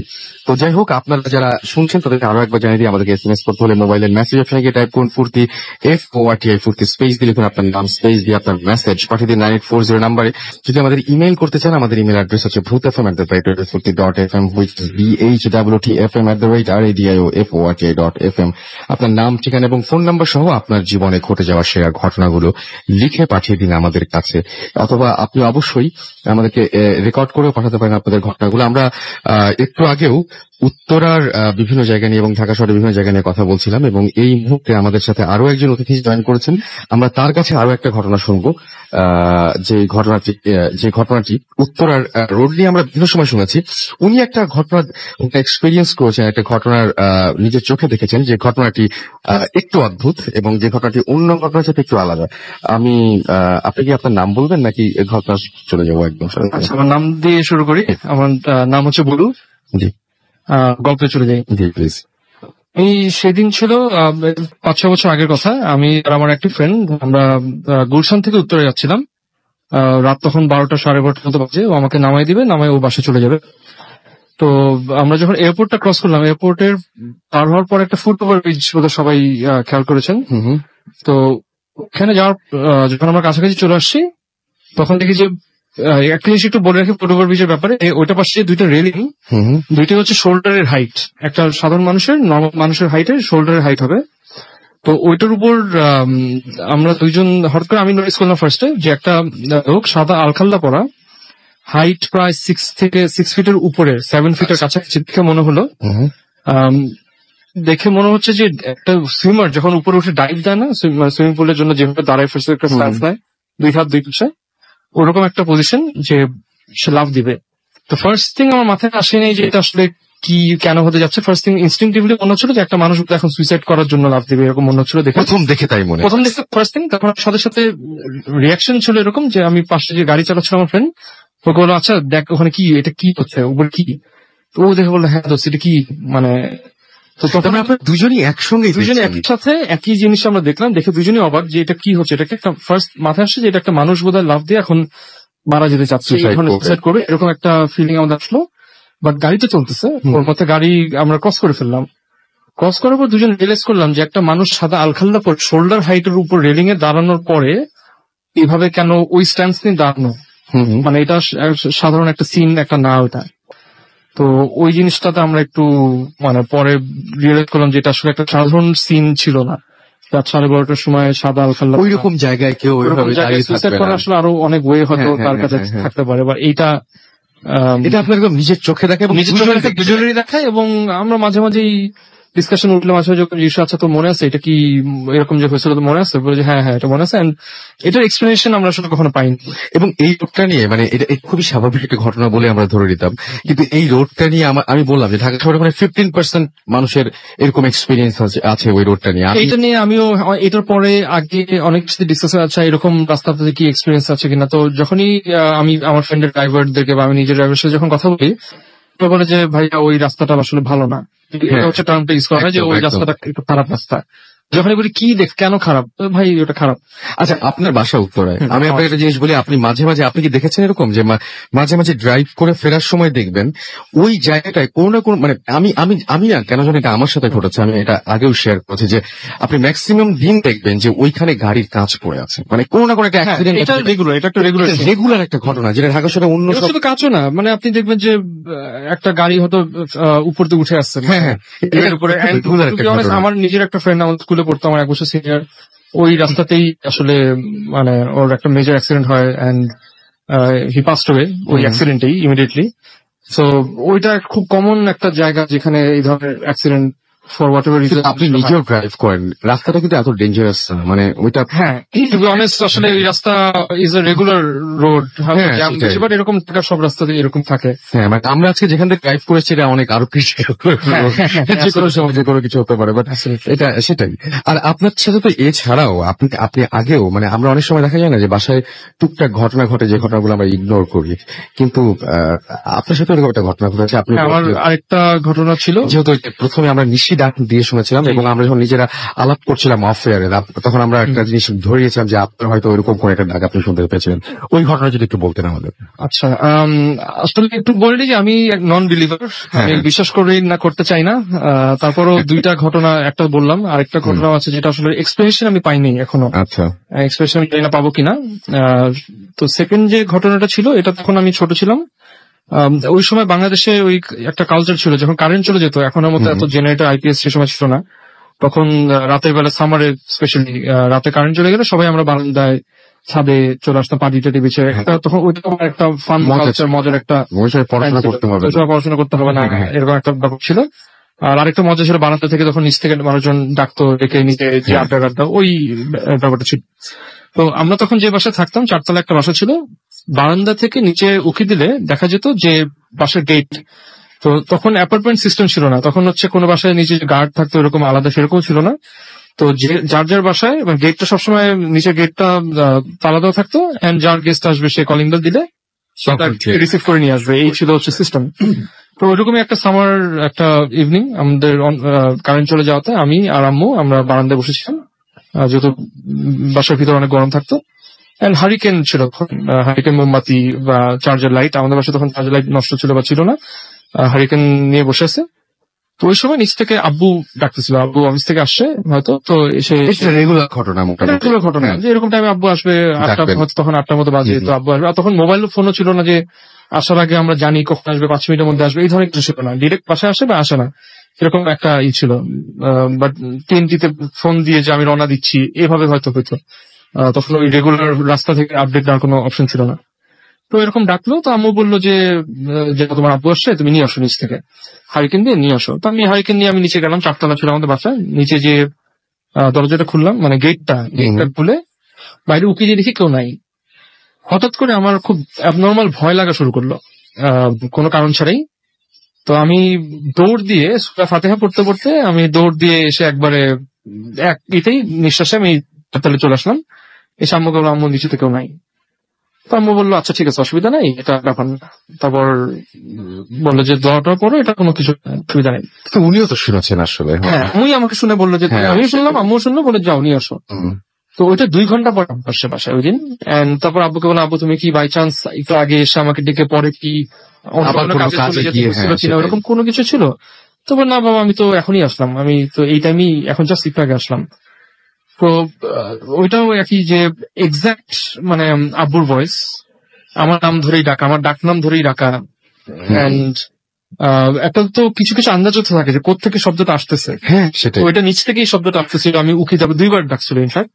আমি নিচে উকি দিয়েও মানে যদিও যেটা একটা মেনশন করে নিই যে গেটটা দেখা যায়, বাট গেটের উপরে ওই গাছ ছিল এমন যে গেটের নিচে দাঁড়ালে সেটা স্পেসিফিক্যালি দেখা যেত না। তো গাছ ফুল টুলের কারণে গেটটা ঢাকা থাকতো, বাট গেটের নিচ থেকে যে ডাকতেছিল সেটা খুব অবভিয়াস ছিল। আমি মানে বিশ্বাস করি যে আপনি যে ঘটনাটা বললেন সেই ঘটনাটা খুব একটা ভয়ের না, এবং অনেক মানুষ হয়তো ভয় পায় নাই, কিন্তু আমার কাছে একটা মানে কারণ আছে এই ঘটনাটা শোনার। সেটা হচ্ছে যে যিনি শুনেছেন তিনি ভয় পাবেন, আপনি ভয় পান নাই, আপনাকে দেখে বোঝা যাচ্ছে আপনি ভয় পান নাই। আপনি বলছেন যে আপনি বিলিভ করেন না। আমি এই ঘটনাটা শোনালাম এই কারণে যে এরপরে আমি জানতে চাই যে তাহলে আপনি এটাকে এক্সপ্লেন করবেন কিভাবে, মানে আপনার কাছে যুক্তিটা কি, লজিকটা কি, কেন এরকম ঘটনা ঘটলো?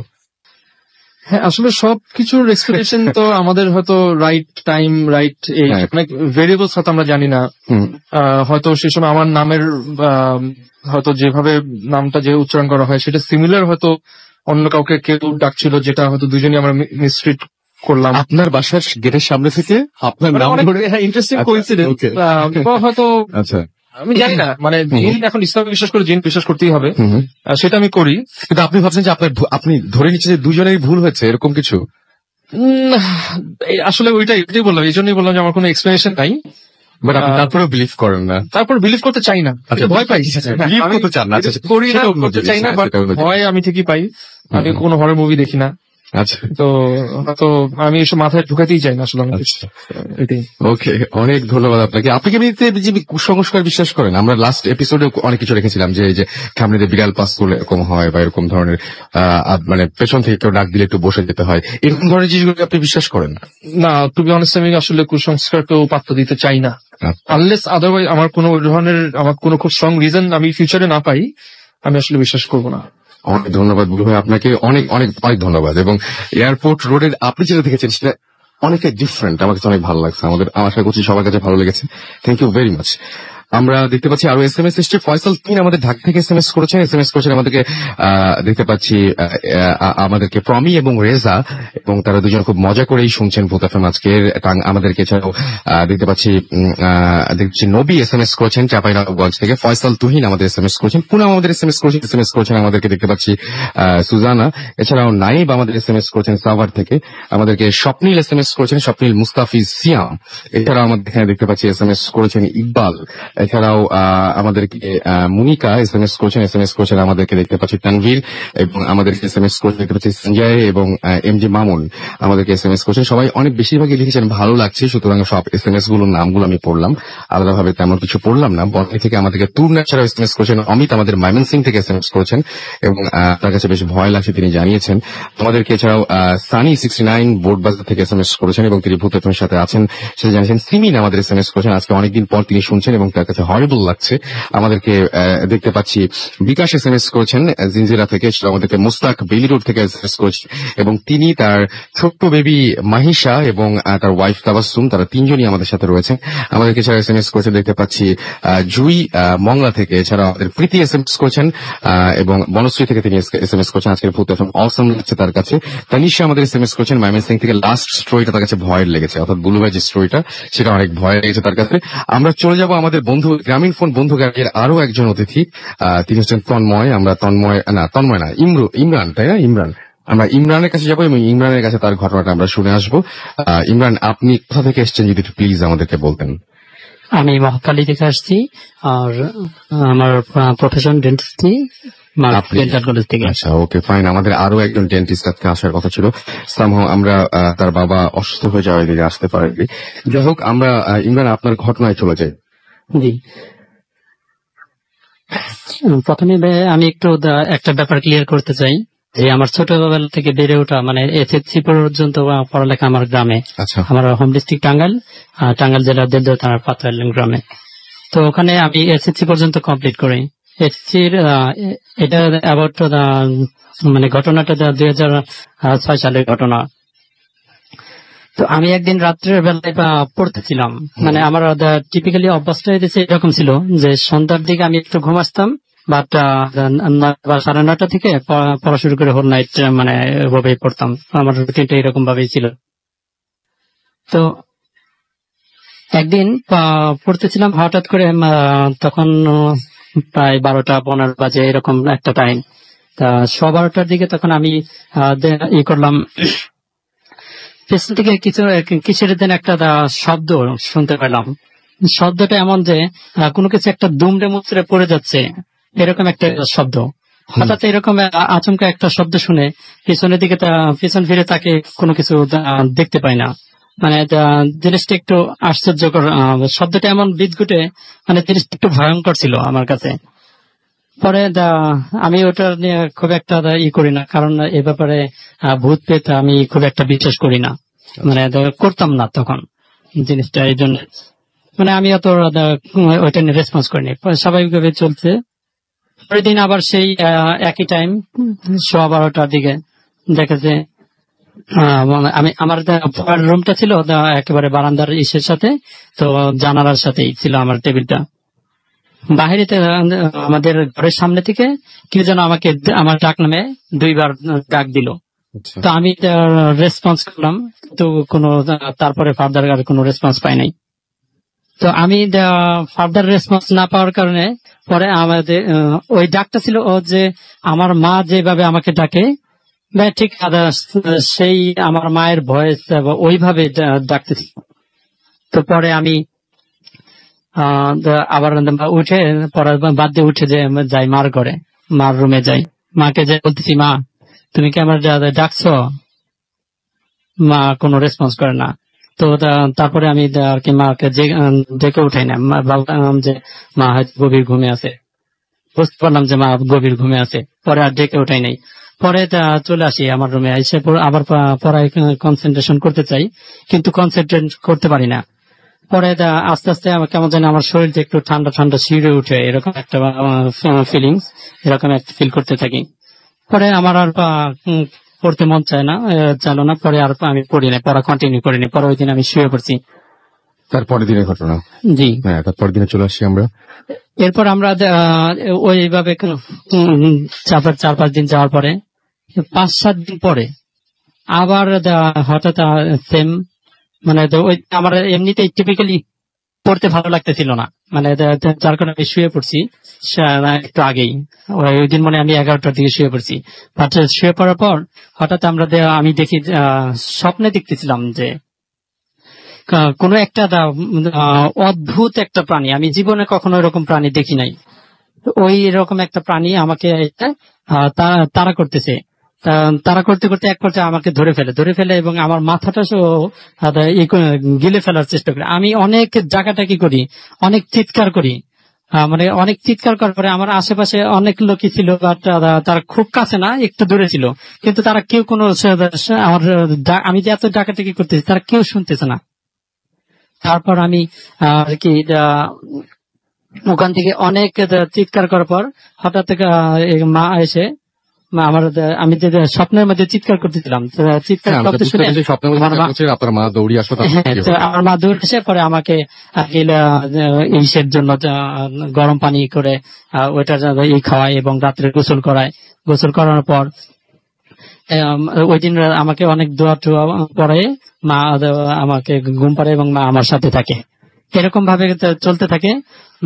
তারপরে বেশ 1-1.5 মাসের মতো আমি তখন বেশ ভালোভাবে চলতেছিল, এর মধ্যে আর কোনো ঘটনা ঘটেনি। হঠাৎ একদিন স্কুল থেকে আসতেছিলাম আমরা কয়েকটা ফ্রেন্ড মিলে। তো আমাদের স্কুল থেকে আসার সময় আমরা আমাদের পাশের স্কুলের থেকে আসার পথে আমাদের বাড়িতে আসার পথে একটা স্যারের বাড়ি ছিল, নাম ছিল শ্যামাবদ্ধ স্যার। ওই বাড়িতে আমরা গেছিলাম যে বাড়িতে তখন কেউ ছিল না, বাড়িতে কেউ থাকতো না, থাকার মতো কেউ ছিল না। ঠিক আছে, কিছু দেখেছেন? জি একটু বলতে চাই যে ওই বাড়ির যে বড় ছেলেটা ছিল নাম শঙ্কর, উনি ওই বাড়িতে নিজের রুমে সে ফার্স্ট সুইসাইড করে। তো তারপর থেকে ওই বাড়িতে মানুষ খুব একটা যাতায়াত ছিল না এবং কালক্রমে আস্তে আস্তে সবাই প্রফেশনের কারণে শহরে চলে আসে এবং বাড়িটা টোটালি ফাঁকা থাকে। আর ওই বাড়িটা ছিল অনেক পুরাতন, মানে অনেক বড় বড় গাছ ছিল এবং অনেক বড় বড় আম গাছ, কাঁঠাল গাছ, গাব গাছ এই টাইপের ছিল। পরে আমরা একদিন ওই স্কুল থেকে আসার সময় টিফিনে আসার সময় আমরা ওইখানে ওই বাড়িতে যাই, যে কিছু আম টাম করে নিয়ে আসি। পরের দিন চিন্তা করলাম যে ভাইয়া আমি আবার যাইতেছিলাম, চিন্তা করলাম যে আজকে যেহেতু যাবো তাহলে ওদের সাথে গেলে তো আমি তো পাই না বেশি, তাহলে যদি আগে মানে আম কোরানোর জন্য আমাদের যাওয়া ওখানে, তো যেহেতু ওখানে যাবো তাহলে একটু আগে যদি যাই তাহলে ওরা তো আসবে না। তো সেই জন্য আমি লাস্ট ক্লাস না করে চলে আসি আগেই। তো আগে এসে ওদের ওই বাসায় যাই, আবার ওই শ্যামাবদ্ধ স্যারের বাসায় যাই, যে দেখি যে ভাইয়া মানে যে বেশ কয়েকটা আম পাই, 6 থেকে 7টার মতো আম পাইছিলাম ওই দিন। পরে ফিরে আমি চলে আসতেছি, চলে আসার সময় ওই যে ওই বাড়িটা বড় ঘরে শুধু মানে ঘরের কিচ্ছু ছিল না, মানে সবকিছু মানুষ লুটে পুটে নিয়ে গেছে এমন একটা অবস্থা, বাট দরজা সব খোলা। পরে আসতেছিলাম আবার আরেকটা আম পড়ার একটা শব্দ পাইলাম, এমন একটা শব্দ। পরে আমি আবার ব্যাক করে যাই, ব্যাক করে কোনো কিছু খুঁজে পাই না। পরে হঠাৎ ওই ঘরের সামনে দিয়ে আসতেছিলাম না, আসতে সময় দেখি যে আমার কাছে কেমন জানি একটা ফিল করতে থাকলাম যে কিছু একটা শব্দ হচ্ছে ঘরের মধ্যে। পরে আমি একটু ঘরের মধ্যে উকি দিয়ে দেখি কেউ কিছু না, কোথাও কেউ নাই। পরে ফিরে আসতেছি, তখন দেখি যে আবার সেই শব্দটা। পরে আমি ঘরের ভিতরে ঢুকে যে ঘরের ভিতরে যে ডান সাইডে যে রুমটা ছিল ওই রুমটায় ঢুকে দেখি যে একটা সুন্দর মানে একটু বেশ ভালো হাইটের একটা মহিলা মানুষ সাদা শাড়ি পরে, আমি যে সাইড থেকে ঢুকছি তার অপোজিট সাইডে মুখ করে বসে আছে। পরে আমি তার পেছন থেকে ডাকি যে আপনাকে কে এখানে বসে আছেন, কি করতেছেন, কিন্তু উনি কোনো রেসপন্স করে না।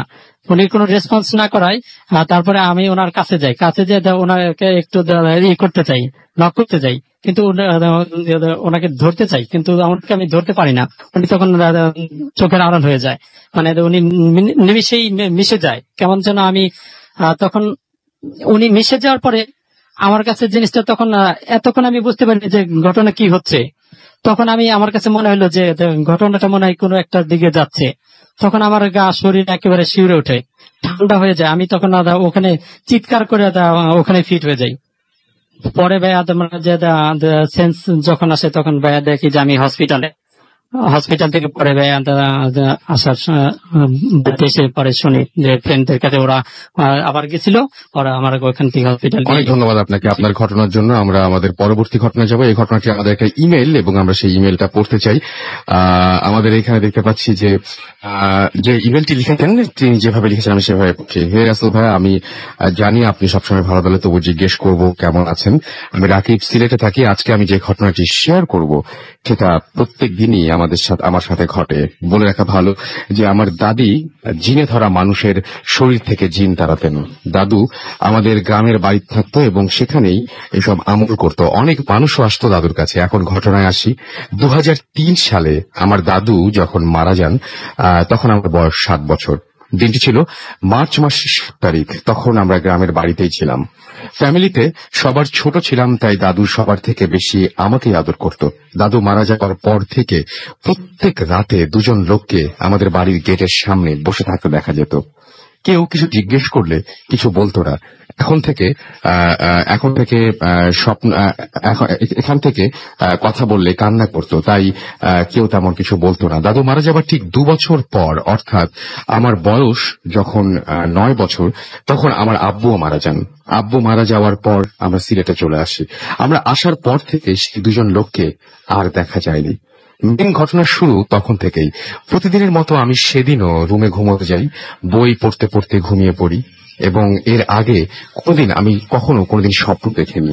সেদিন হঠাৎ দেখলাম আমি একটা গেটের ভেতর ঢুকছি, আর একটা মহিলা আমাকে পেছন থেকে ডেকে গেটের বাইরে নিয়ে যাওয়ার জন্য চেষ্টা করছেন। আমি শুধু ওনার কণ্ঠটাই শুনতে পাচ্ছি। বলে রাখি, গেটের ভেতরে ঢুকে হাতের বাম দিকে খোলা মাঠ এবং ডান হাতের দিকে রো আকারে 10টি ঘর, এবং ওই ঘরগুলো পার হলে গেটের সোজা আরো একটি ঘর। ঘরগুলোর চারিদিকে রক্ত ছড়িয়ে ছিটিয়ে আছে। তো আমি ওই দিন একটি ঘর পার হলাম, এবং 1 বছর প্রত্যেক দিন স্বপ্নে দেখলাম যে আমি ওই একটি ঘরই পার হতে পারছি। 1 বছর পর, অর্থাৎ আমার দাদুর মৃত্যুবার্ষিকীর দিন, আমি আরেকটি ঘর পার হলাম। এভাবে আমার দাদুর 10টি মৃত্যুবার্ষিকীতে আমি 10টি ঘর পার হলাম, এবং প্রত্যেকবারই ওই মহিলার কণ্ঠ আমাকে সামনে যেতে বাধা দিচ্ছিল। আমার আম্মুকে এই ঘটনা বললে আম্মু স্থানীয় এক হুজুরের সাথে যোগাযোগ করেন, এবং ওই হুজুর আমাদের আরেকজন বড় হুজুরের কাছে নিয়ে যান। বড় হুজুর আমাদেরকে দেখেই আমার সব সমস্যার কথা বলে দিতে লাগলেন, এবং আমি অবাক হয়ে শুধু শুনছিলাম। তারপর বড় হুজুর যা বললেন তা এরকম: একবার একজন খারাপ মানুষ ফরিদ নামের একজন লোককে ব্ল্যাক ম্যাজিক করা হয়েছিল, এবং আমার দাদু সেই ফরিদ নামের লোকটার শরীর থেকে জিনটিকে তাড়িয়েছিলেন। তাই ওই জিনটি দাদুর ক্ষতি করতে চেয়েছিল। দাদু বেঁচে থাকতে সে কিছু করতে পারেনি, তাই দাদু মারা যাবার পর যেহেতু আমি দাদুর সব থেকে আদরের, তাই সে আমার ক্ষতি করতে চায়। তিনি এটাও বলেন যে ওই 11 নম্বর ঘর, অর্থাৎ গেটের সোজা যে ঘর, ওই ঘরের পাশে যাওয়ার পর ওই ঘরের দরজা থেকে একটি হাত বের হবে। আমি যদি ওই হাত ধরি তাহলে সে আমাকে নিয়ে যাবে, কিন্তু যতদিন আমার দাদু আমার পেছনে আছেন ততদিন আমাকে ওই হাত ধরতে দিবেন না। বলি নাই রাসেল ভাইয়া যে ওই মহিলা আমাকে পেছন থেকে ডাকছিলেন, তিনি আমার দাদু ছিলেন।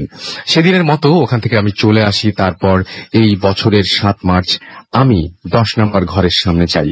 প্রত্যেকবারের মতো এবারও তেমন কিছু হয়নি। প্রতি রাতে 3টা থেকে 4টা পর্যন্ত এই স্বপ্ন দেখি।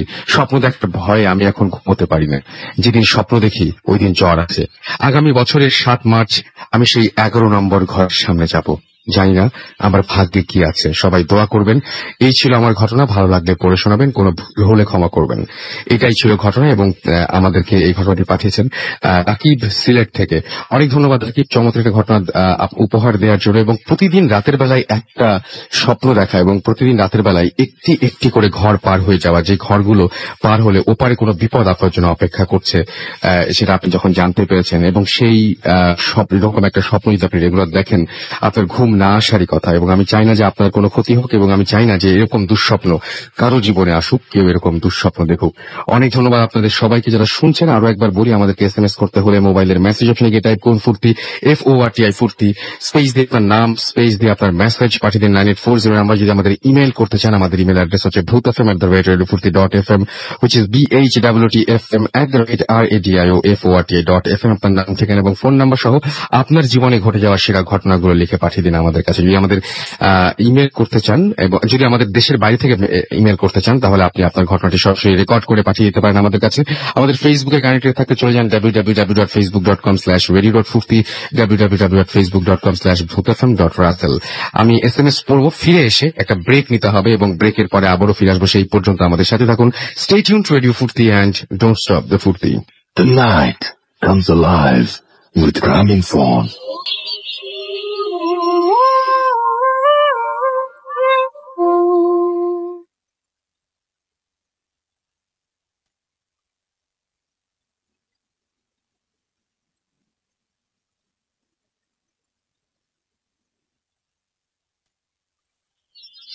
Welcome back. শুনছেন সবসময় রেডিও ফুর্তি 88.2 বাংলাদেশের সর্ববৃহৎ রেডিও নেটওয়ার্ক। আমি রাসেল আছি, সাথে আমার সাথে রয়েছে মাসুম এবং আজকের অতিথিরা। এবং আপনার চারপাশে অনেক নয়েজ শুনতে পাচ্ছেন, কারণ আমরা এখন স্টুডিওতে নেই এবং আমরা রয়েছি এই মুহূর্তে গোরান মাদানির ঝিল। এবং আমরা এই এলাকায় এসেছি। এলাকার ঘটনা আপনারা অলরেডি অনেকেই কাছ থেকে জানতে পেরেছেন এবং আশা করছি আপনাদের ভালো লেগেছে। আমি কিছু SMS পড়ি এবং SMS এ আমি দেখতে পাচ্ছি যে শিমুল আমাদের কুমিল্লা থেকে SMS করেছেন, কুমিল্লা ক্যান্টনমেন্ট থেকে, এবং তিনি শুনছেন। JH হৃদয় আমাদের এখানে SMS করেছেন, আমাদেরকে মৌরিন SMS করেছেন আমাদেরকে বুড়ি, এবং তার কাছে খুব ভালো লাগছে এটা জানিয়েছেন তিনি। আরিফ আমাদের ময়মনসিংহ থেকে SMS করেছেন এবং তিনি তার ফ্রেন্ড সাজু সহ আরো অনেককে নিয়ে শুনছেন। মোস্তাক বেইলি রোড থেকে আমাদের SMS করেছেন আমাদেরকে দেখতে পাচ্ছি শাহমা সাইদ, এছাড়া আমাদের SMS করেছেন শিমুল, SMS করেছেন আমাদেরকে হৃদয়, এছাড়া আমাদেরকে SMS করেছেন দেখতে পাচ্ছি রবিউল। আসিফ ময়মনসিংহ থেকে আমাদের SMS করেছেন আমাদেরকে নয়ন দিনাজপুর থেকে, পলাশ আমাদের SMS করেছেন আমাদেরকে শিউলি, এছাড়াও রাকেশ ঢাকা থেকে আমাদের SMS করেছেন দেখতে পাচ্ছি ওয়াবদা থেকে ফিরোজ, এছাড়া আমাদের, এবং তিনি বলছেন যে সুপার এপিসোড আজকের, এবং আমাদেরকে আফজাল SMS করেছেন আমাদেরকে দেখতে পাচ্ছি আরো অনেকেই। আপনি যদি SMS করতে চান মোবাইলের মেসেজ আপনি টাইপ করুন ফুর্তি FORTI ফুর্তি, স্পেস দিয়ে লিখুন আপনার নাম, স্পেস দিয়ে আপনার মেসেজ পাঠিয়ে দিন 9840 নাম্বারে। আমাদের ফেসবুকেও দেখতে পাচ্ছি অনেকে কমেন্ট করছেন, আমি ঝটপট কিছু নাম পড়ে ফেলতে চাই ফেসবুক থেকেও, এবং ফেসবুকে তার আগে জানিয়ে দিই আমাদের সাথে ফেসবুকে কানেক্টেড থাকতে চান চলে যান www.facebook.com/radio.furti। আমরা দেখতে পাচ্ছি যে আমাদেরকে SMS করছেন এখানে ফারহান সাদি, তিনি এবং তার বেস্ট ফ্রেন্ড রিজান আমাদের সাথে আমাদের এখানে আছেন। অ্যাঞ্জেল সিনথিয়া আমাদের বলছেন নাইস স্টোরি আমাদেরকে, এছাড়াও দেখতে পাচ্ছি গল্পটা অনেক অদ্ভুত লাগলো লিখেছেন রোহান। আনন্দ আলো আমাদের SMS করেছেন এবং SMS করে তিনি বলছেন যে তিনি গোরান থেকে শুনছেন এবং তিনি নতুন আমাদের সাথে জয়েন করেছেন। দীপ আমাদের এখানে কমেন্ট করেছেন। সোহেল জামাদার আমাদের এখানে কমেন্ট করেছেন ফেসবুকে, আমি দেখতে পাচ্ছি। আমাদের জিপি বন্ধু গ্যারেজের আরো দুজন অতিথি আছেন, তন্ময় এবং তনু, আমরা তাদের ঘটনা শুনবো। এবং আমাদের এখানে দেখতে পাচ্ছি যে ফেসবুক পেজে আরো কিছু আছে। আমাদের শুভ সাহা আমাদের এখানে SMS করেছেন, MD সাইফুর আমাদের এখানে SMS এখানে কমেন্ট করেছেন আমাদের এখানে দেখতে পাচ্ছি খান, এছাড়া আমাদেরকে নাফিস ফাওয়াদ কমেন্ট করেছেন, অ্যাঞ্জেল সিনথিয়া আমাদের এখানে কমেন্ট করেছেন। যাই হোক, আরো একবার জানিয়ে দিই আমাদের SMS করতে হলে মোবাইল মেসেজ অপশনে গিয়ে টাইপ করুন ফুর্তি FORTI ফুর্তি, স্পেস দিয়ে লিখুন আপনার নাম, স্পেস দিয়ে আপনার মেসেজ পাঠিয়ে দিন 9840 নাম্বারে। যদি আমাদের ইমেল করতে চান, আমাদের ইমেল অ্যাড্রেস হচ্ছে bhfm@radiofurti.fm, which is BHWTFM@radioforti.fm। আপনার নাম, ঠিকানা এবং ফোন নাম্বার সহ আপনার জীবনে ঘটে যাওয়া সেরা ঘটনাগুলো পাঠিয়ে দিন আমাদের কাছে।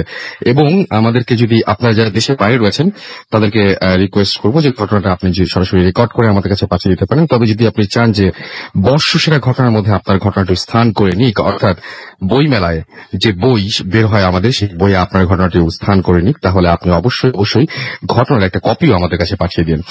আর আমাদের ফেসবুকের পেজের অ্যাড্রেস তো দিলামই, আমরা সরাসরি চলে যাব দিনের কাছে। দিনের মনে হয় আশেপাশে কোথাও আছে এবং আমরা তার কাছে একটা ঘটনা শুনছি, ঢাকার বাইরের ঘটনা, এবং সেই ঘটনাটি দিয়েই আমরা শুরু করতে চাই। দিনের কি আছে এখানে আশেপাশে? আচ্ছা, আমরা কিছু SMS পড়ি মাঝখানে, আস্তে আস্তে আমরা কিছু SMS পড়ে ফেলি। নোভা আমাদের লালবাগ থেকে SMS করেছেন আমাদেরকে দেখেছি শাওন মিরপুর থেকে, এছাড়া আমাদেরকে রেজা SMS করেছেন, নাহার আমাদের SMS করেছেন, বনি আমাদের ঢাকা থেকে SMS করেছেন, তামজিদ মাজাহার আমাদের SMS করেছেন। চরম লাগছে, সবাই প্রশংসা করছেন। সুতরাং আমাদের SMS এর কি লিখেছেন সেটা বলতে চাচ্ছি না সবসময়, আমাদেরকে এছাড়াও আরো অনেকে SMS করেছেন। আমাদের মনে হয় যে মাঝে মাঝে ইচ্ছা করে যে SMS এ যারা প্রশংসা করেন সেগুলো কপি করে আমরা ফেসবুকে পেজে দিয়ে দিই, আমাদের সবার ভালো লাগার জন্য আর কি। যাই হোক, আমরা চলে যাব আমাদের অতিথি দিনারের কাছে। দিনার এর আগেও অনেকবার ফুটিতে এসেছেন। আমরা যখন ঢাকার বাইরে যাই, আমরা আমাদের কিছু যারা রেগুলার আসেন এবং যারা ভালো ঘটনা বলেন তাদেরকে আমরা সঙ্গে করে নিয়ে আসি সবসময়, সেই হিসেবেই দিনার এখানে এসেছেন এবং তিনি একটা ঘটনা বলবেন। আমি শুনবো আপনার ঘটনা। প্লিজ আপনি একটু বলবেন যে কোথাকার ঘটনা এটা। জি, ধন্যবাদ রাসেল ভাই আপনাকে। এটা নোয়াখালী জেলার বেগমগঞ্জ থানার ইরাপুর নামক গ্রামের ঘটনা। ওকে, তো রাসেল ভাই সবসময় আমার ঘটনায় চলে যাই। আমাকে যে ঘটনাটি শেয়ার করেছেন তার নাম হচ্ছে মঈন ভাই। তো ঘটনাটি 2010-এর দিকের একটি ঘটনা। তো তখন উনি রং মিস্ত্রির কাজ করতেন। তো যথারীতি উনি একদিন কাজ শেষ করে উনি বাসায় ফিরতেছিলেন। তো বাসা ফেরার সময় উনি ওনার দুদিনের যে রোজ ছিল, রোজের যে টাকাটা ছিল, সেই টাকাটা নিয়ে উনি ওনার বাসার উদ্দেশ্যে রওনা হন। তখন প্রায় বাসার উদ্দেশ্যে রওনা হতে হতে তখন রাত 9টা 9:30 মতো বেজে যায়। তো উনি বাসায় যখন আসতেছিলেন তখন উনি আপনার দোকান থেকে চিরা আর কিছু গুড় কিনে নেন বাসার জন্য। আচ্ছা। তো উনি বাসা দিকে হাঁটতেছিলেন, তো উনি গ্রামের যে পাকা রাস্তাটা ছিল, পাকা রাস্তা ছিল, যখন উনি কাঁচা রাস্তার দিকে হাঁটা শুরু করেন, তো রাস্তাটা বেশ সরু ছিল, তো দুই পাশে আপনার ধানি জমি ছাড়া কিছুই নেই, এবং বাড়িঘর বলতে গেলে বেশ খানিকটা অনেক দূরে দূরে। তো যখন উনি বাসার দিকে হাঁটতেছিলেন তখন ওনার হাতে একটা টর্চ ছিল, আর হাতে ওনার গুড় আর আপনার চিরার যে ব্যাগটা ছিল ওটা ওনার হাতে ছিল।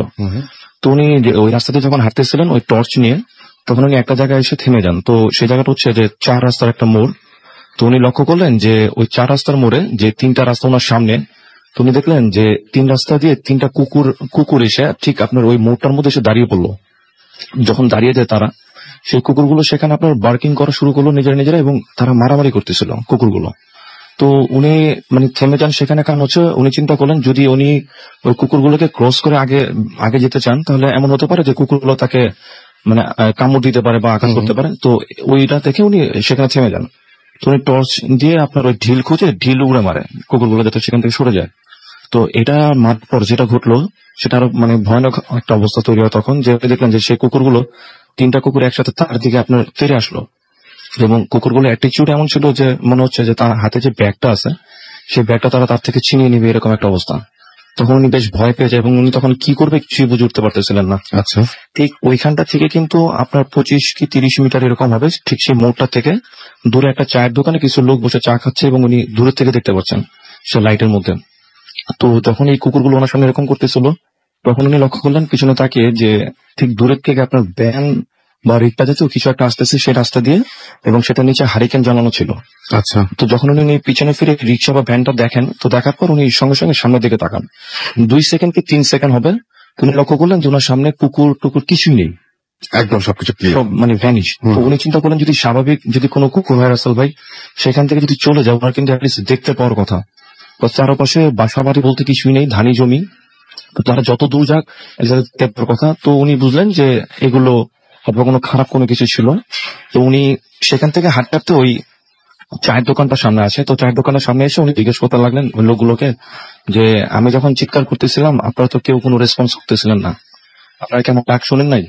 ওই রাত 9টার সামনে থেকে কিন্তু অনেক দূর থেকে ডাকলো, কিন্তু শুনতে পাওয়ার কথা। তো তারা যেটা বলে যে তারা নাকি তার কোনো ডাকে শুনতে পায়নি, তার কোনো চিৎকারও তারা শুনতে পায়নি। উনি তো মানে ধরে নেন ওনার সাথে খারাপ কোনো কিছু একটা ঘটছে। তো সেখান থেকেও তার বাসার ডিস্টেন্স ছিল প্রায় 2 কিলোমিটার মতো। আচ্ছা। তো উনি বাসার উদ্দেশ্যে একাকে রওনা হন আবারও। তো হাঁটার সময় উনি যেটা ফিল করলেন যে কুকুর বা হিংস্র কোনো প্রাণী যদি সামনে থাকে, যে তাদের মুখ থেকে একজন একটা সাউন্ড হয়, গড় করার মতো একটা সাউন্ড বের হয়, তো এরকম একটা সাউন্ড উনি শুনতেছেন যে ওনার পিছন থেকে আসতেছে। আচ্ছা। এবং মনে হচ্ছে যে তার পিছনে 3-4টা মানে কুকুরের মতো কিছু একটা হবে যারা তার পিছনে হাঁটতেছে। আচ্ছা। যেই উনি পিছনে ফিরে তাকায় সঙ্গে সঙ্গে সব স্টপ হয়ে যায়। তো এরকম উনি বেশ কয়েকবার পিছনে তাকায়। তো উনি দৌড়াদৌড়ির পর ওনার বাসার উদ্দেশ্যে হাঁটতে থাকেন। তো হাঁটতে একটা সময় ওনার বাসায় গিয়ে পৌঁছান। তো বাসায় পৌঁছানোর পর উনি ওনার আম্মাকে সম্পূর্ণ ঘটনাটা খুলে বলেন। তার আম্মা যেটা করে যে ওনার হাতে যে চিরার যে গুড়ের যে প্যাকেটটা ছিল তার আম্মা সেটাকে ঘরে নেয়নি, সেটাকে তার আম্মা বাইরে ফেলে দেয়, এবং তিনি যেটা বলে যে এটাতে হয়তো বা কোনো খারাপ জিনিসের নজর পড়ছে এরকম কোনো কিছু। তো যাই হোক, এই ঘটনার সপ্তাহখানেক পরের যে ঘটনাটা সেটা হচ্ছে উনি যে ইরাপুর যে গ্রামটার কথা আমি বললাম সেখানে তার খালার বাসা, তো উনি সেখান থেকে তার গ্রামের দিকে আসতেছিলেন। আচ্ছা। তো তখন প্রায় রাত 2টা-2:30 এরকম একটা সময় হবে। তো রাসেল ভাই এই 2টা গ্রামের মাঝামাঝি জায়গায় একটা পুল আছে, এবং সেখানকার ওই স্থানীয় যে লোকজন তাদের মধ্যে একটা মিথ আছে যে এরকম যে সেখানে নাকি রাতের বেলায় এখনো একটা হাতির মতো একটা প্রাণী দেখা যায় যে সেখানে হাঁটাচলা করে। আর সবচেয়ে বড় কথা হচ্ছে সেখানে কিন্তু কোনো বনাঞ্চল নেই যে সেখানে হাতি আসবে, মানে হাতি আসতে পারে তো সেই রকম বন লাগবে। সেখানে শুধু ধানি জমি আর একটা শ্মশান ছাড়া কিছুই নেই। আচ্ছা। তো এই কথাগুলো তার মনে পড়তেছিল, আর ওই রাস্তাতে উনি তখন বাসার দিকে ফিরতেছিলেন। আচ্ছা। তো যেই আপনার উনি ওনার ঠিক সেই পুলটার কাছাকাছি আসেন, একটা খালের উপর পুল ছিল, তখন উনি দেখলেন যে ওনার বাম দিকে ছিল একটা শ্মশান, গ্রাম্য শ্মশান, যেটা আপনার ঠিক পিছন দিকে মনে হচ্ছে বেলের যেমন সাউন্ড গুলো হয় না, যে আমরা যে গ্রাম দেশে দেখা যায় যে অনেক সময় আপনার ওই যে হাতি বা আপনার ছাগল টাইপের গলা প্রাণীদের ঘন্টা থাকে গলায়, এরকম একটা ঘন্টার শব্দ ওনার পিছন থেকে আসতেছে। আচ্ছা। তখন কিন্তু উনি এই জিনিসগুলো কিন্তু কল্পনা করতেছিলেন যে উনি ওনার মুরব্বীদের মুখ থেকে এগুলো শুনছেন। তো রাস্তার পর যখন উনি পিছিয়ে ফিরে তাকায়, তো পিছিয়ে ফিরে তাকানোর পর উনি পুরো স্টাক হয়ে যায় জায়গায়। আচ্ছা। উনি দেখেন দিব্যি একটা হাতির মতো দেখতে একটা প্রাণী, যে কিনা বাম দিকে ক্ষেতের থেকে উঠে রাস্তা ক্রস করে শ্মশানের দিকে যাচ্ছে। এবং সবচেয়ে ইন্টারেস্টিং ব্যাপার ছিল সে হাতির কিন্তু মাথার কোনো অংশ ছিল না, মাথার কোনো শেপ ছিল না। আচ্ছা। এবং সেটা ওই জায়গার মানুষজন নাকি এখনো দেখে, সে জায়গায় ওই এখনো পর্যন্ত কেউ যদি ইন্টারেস্টেড হন, কেউ যদি দেখতে চান, তাহলে সেই এলাকায় যেয়ে এটা খোঁজ খবর নিতে পারেন। এবং ইরাপুরে যারা আছে, যারা ঘটনা শুনতেছেন, তারাও গেস করতে পারবেন। আচ্ছা। তো উনি যখন এটা দেখতেছেন, উনি দেখলেন যে সেই জিনিসটা রাস্তার এক পাশ থেকে উঠে জাস্ট শ্মশানের দিকে ঢুকে যাচ্ছে। তো উনি জাস্ট স্টাক হয়ে জিনিস দেখতেছেন। তো একটা সময় ওনার কাছে মনে হলো যে হাতিটা হাওয়ার মধ্যে মিশে গেল। আচ্ছা। যে উনি মানে মনে হচ্ছে যে সেটা ভ্যানিশ হয়ে গেল জায়গা থেকে। তো এটা দেখার পর উনি বেশ ভয় পেয়ে যান, কারণ উনি এই ধরনের কথাগুলো কিন্তু ওনার মুরব্বীদের মুখ থেকে শুনে। আচ্ছা।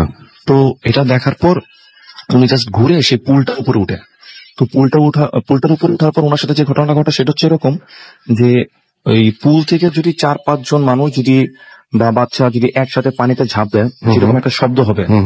আর রাতের বেলা তো খুব ক্লিয়ারলি শুনতে পাওয়ার কথা। তো উনি যখন ঠিক সেই পুলটার উপরে উঠেন, ওনার কাছে মনে হলো যে কিছু লোক একসাথে, মানে ওনাকে দেখার পর বা উনি পুলে উঠার সঙ্গে সঙ্গেই তারা মনে হলো সে পানিতে ঝাঁপ দিল। আচ্ছা। তো এইটা রাসেল ভাই দেখার পর আর বেসিক্যালি আর 2টা-2:30 বাজে তো কারো এভাবে গোসল করার কথা না। উনি মানে ওনার আর কোনো বোঝার বাকি ছিল না যে ওনার সাথে খারাপ কিছু ঘুরতে যাচ্ছে। তখন উনি দোয়া দূর যা পারে সেগুলো পরে মানে সেখান থেকে দৌড় দেয় বাসার উদ্দেশ্যে। তো উনি দৌড়াতে থাকে, ঠিক উনি ওনার বাসার কাছাকাছি যখন আসে, লাস্ট যে ইনসিডেন্টটা তার সাথে ঘটে, সেখান থেকে তার বাসার ডিস্টেন্স ছিল 15 মিনিট কি 20 মিনিটের ডিস্টেন্স ছিল তার বাসা। আচ্ছা। তো ওই জায়গাটা আসার পর উনি যেটা দেখে যে ওনাদের গ্রামেরই একটা পাগল মেয়ে সে রাস্তার মধ্যে দাঁড়িয়ে আছে, এবং সেই মেয়েটা কিন্তু এখনো সেখানেই থাকে। আচ্ছা। তো তাকে নিয়েও অনেক কথা আছে যে তাকে নাকি ওই বদজিন ধরে ওই শ্মশানের পাশ থেকেই। তো তাকে অনেক হুজুর দেখানো হয়, সে কিন্তু এখনো সুস্থ হয়নি। তো সে দেখে যে সেই মেয়েটা দাঁড়ানো আছে। আর সবচেয়ে মজার কথা হচ্ছে যে সেই মেয়েটাকে কিন্তু সারাদিন কিন্তু শিকল দিয়ে বেঁধে রাখা হয় বাসায়। আচ্ছা। আচ্ছা। ওনাদের গ্রামে। কিন্তু ইন্টারেস্টিং ব্যাপারটা হচ্ছে যে রাত হলে তাকে কিন্তু আর বাসায় পাওয়া যায় না।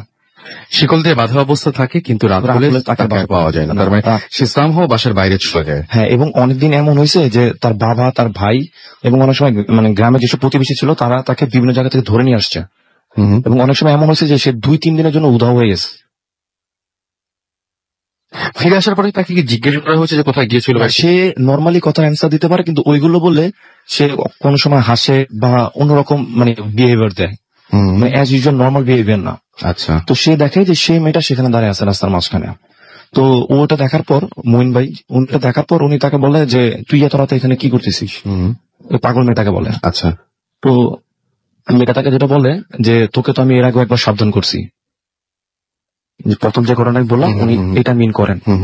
তো আসলে উনি যেটা দেখেন যে মেয়েটা কিন্তু স্বাভাবিক নর্মাল একটা হাইটে ছিল, 5 ফিট 3-4 ইঞ্চি এরকম।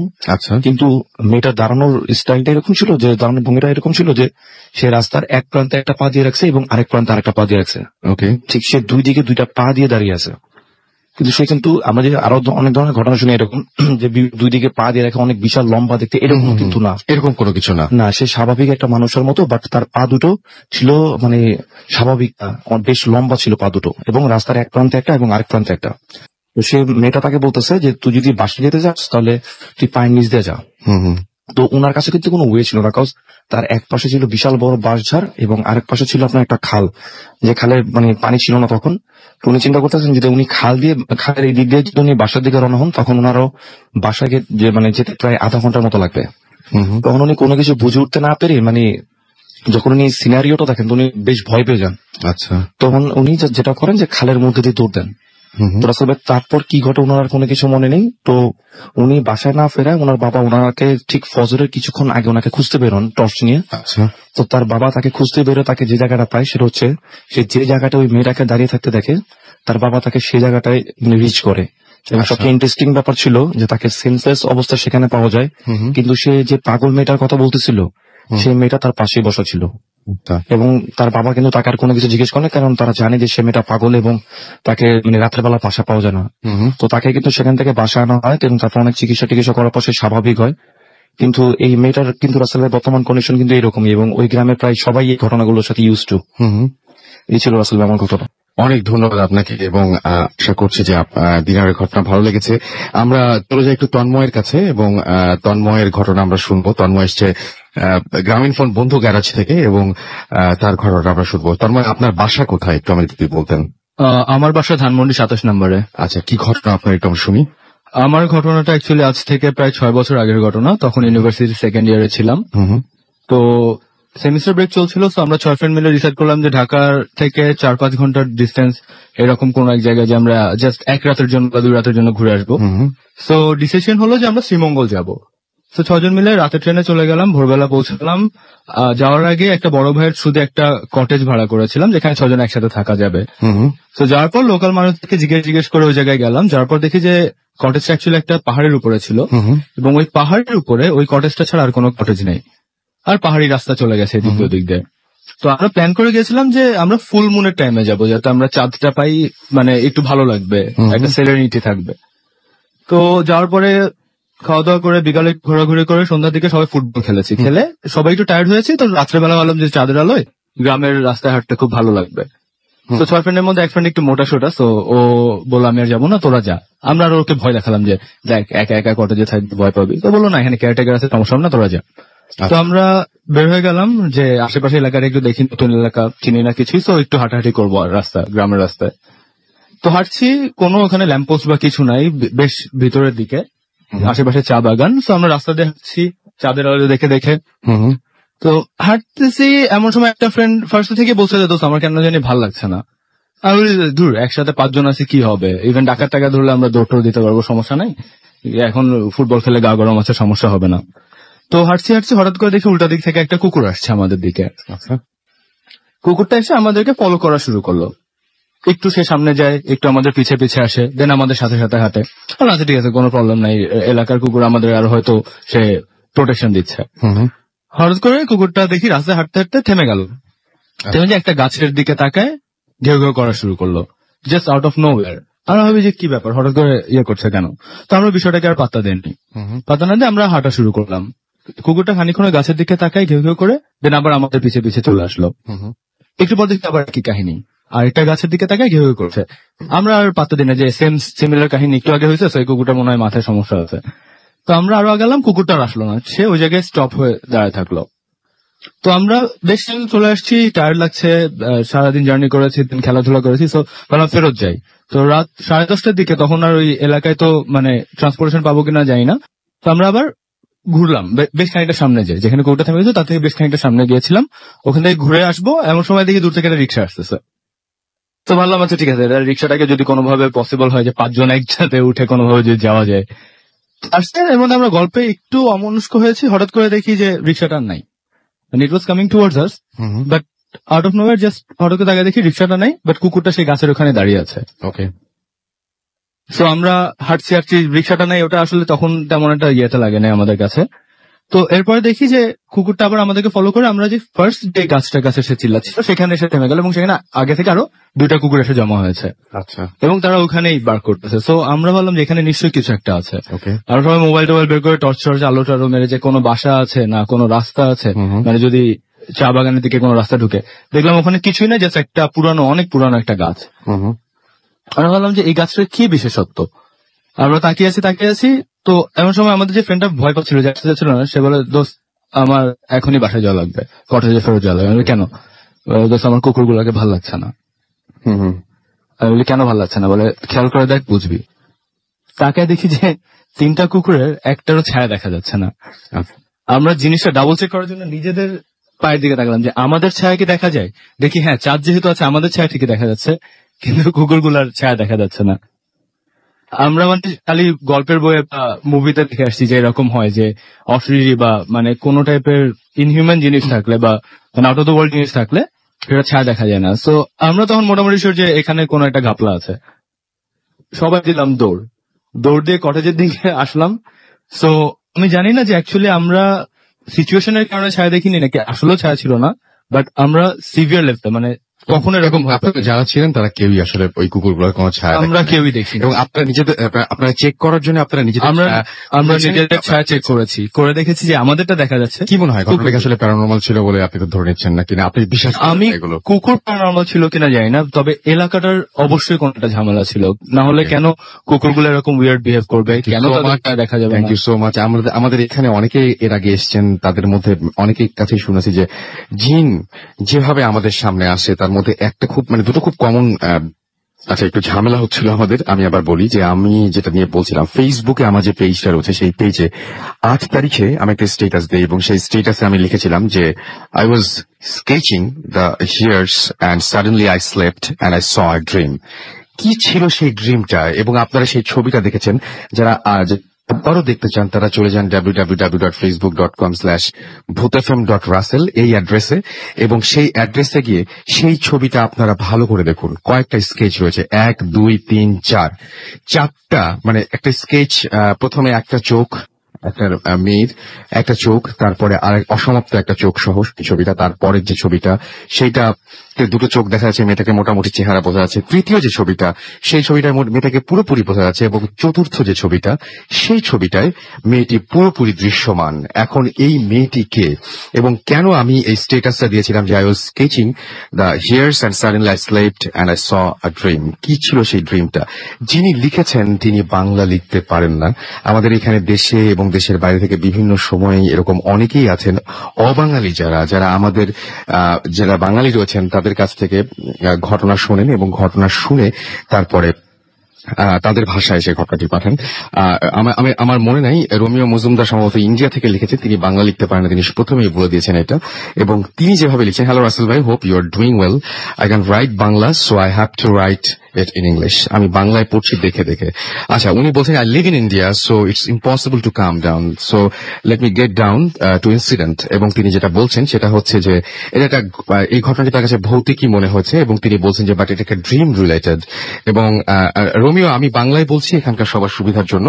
এবং তিনি বলছেন যে এটা একটা তার জীবনে অনেক বড় একটা ইম্প্যাক্ট ফেলেছে, এবং তিনি বলছেন যে তিনি ভোর 5টা 6টা হবে এরকম সময় পর্যন্ত তিনি জেগে থাকেন।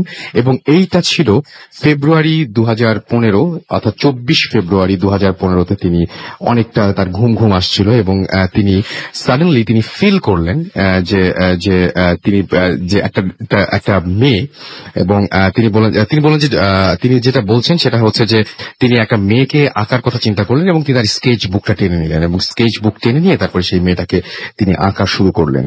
এবং তার কিন্তু একটু ঘুম লাগছিল, এবং তিনি একজন অ্যামেচার আর্টিস্ট, এবং তিনি স্কেচ করতে করতে করতে করতে অনেকটা সময় চলে গেছে, এবং তখন ঘড়িতে সময় 3:45। এবং 3:45 যখন বেজে গেছে তখন তিনি বললেন যে তার 70% স্কেচ তখন কমপ্লিট হয়ে গেছে। এবং তিনি বললেন যে তারপরে কিন্তু স্টেটাস এসেছে I was sketching the here's and suddenly I slept and I saw a dream. কি ছিল সেই ড্রিমের মধ্যে? তিনি দেখলেন যে তিনি একটা গ্রেভইয়ার্ডে দাঁড়িয়ে আছেন, ঘুমের মধ্যে স্বপ্নে দেখছেন, কিন্তু তিনি স্কেচ করতে করতে তিনি ঘুমিয়ে পড়েছিলেন। 70% স্কেচটা হয়ে গিয়েছিল, এবং তিনি বলছেন যে তিনি দেখলেন একটি মানুষ, যে মানুষটি কবর খুঁড়ছে, এবং তিনি জানেন না যে সেখানে কি ঘটতে যাচ্ছে। এবং তিনি ধীরে ধীরে ধীরে ধীরে সেই কবরটির কাছে এগিয়ে গেলেন, এবং খুব কাছে চলে গেলেন, এবং তিনি বুঝতে পারলেন যে কেউ একজন মারা গেছে। এবং সে এবং সেই লোকটির কাছে যেতেই সেই লোকটি একটি দিক দেখিয়ে দিল, এবং তিনি দেখলেন যে একটা বডি সেই কবরের মধ্যে রয়েছে। এবং তিনি যখন আরো কাছে গেলেন তখন তিনি দেখলেন সেই বডি, যে মৃতদেহটি রয়েছে, সেই মৃতদেহটির যে ফেস তিনি দেখলেন, ফেস দেখার সঙ্গে সঙ্গে তিনি পাথর হয়ে গেলেন, কারণ তিনি দেখলেন যে একটা মেয়ে সেই কফিনটার মধ্যে শুয়ে আছে, এবং তার হাফ ফেস ভিজিবল ছিল, মুনলাইট ছিল সেদিন। এবং তিনি বলছেন যে অল অফ এ সাডেন তিনি বুঝতে পারলেন যে এই জায়গাটা, তিনি বুঝতে পারলেন যে এটা খুবই হন্টেড কোন একটা ব্যাপার ঘটতে যাচ্ছে। তার জন্য এই মেয়েটি, যে মেয়েটি কফিনে শুয়ে আছে, সেই মেয়েটির চোখের রং কমলা রঙের, এবং তিনি জাস্ট অনেক ভয় পেলেন। এবং তিনি সেই সময় তিনি হঠাৎ করে দেখলেন যে সেই মেয়েটি, যে মেয়েটিকে কফিনে শুয়ে থাকতে দেখছেন, যে মেয়েটির চোখের রং কমলা, সেই মেয়েটি হঠাৎ করে বলল যে the time you complete my face you will die. কমলা রঙের চোখের সেই মেয়েটি কফিন থেকে বলে উঠল, the time you complete my face you will die. এবং সঙ্গে সঙ্গে তার এত বেশি ভয় লাগলো, তিনি সঙ্গে সঙ্গে ঘুম থেকে উঠে পড়লেন, এবং উঠে পড়ে স্কেচের খাতাটা নিচের দিকে টেনে নিলেন। And guess what? স্কেচে যে মেয়েটার 70% ড্রয়িং হয়ে গিয়েছিল, 30% বাকি ছিল, এই মেয়েটি এবং কফিনে শুয়ে থাকা সেই মেয়েটি সেম। এবং সেই মেয়েটি তাকে বলেছিল যে এই স্কেচটা তুমি যদি কমপ্লিট করো তাহলে তুমি মারা যাবে। এবং আপনি আমাদের ফেসবুক পেজে গিয়ে সেই মেয়েটির ছবিটা দেখতে পারেন।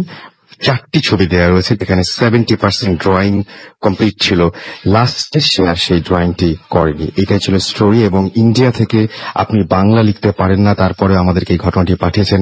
আপনাকে অনেক অনেক অনেক অনেক অনেক অনেক ধন্যবাদ।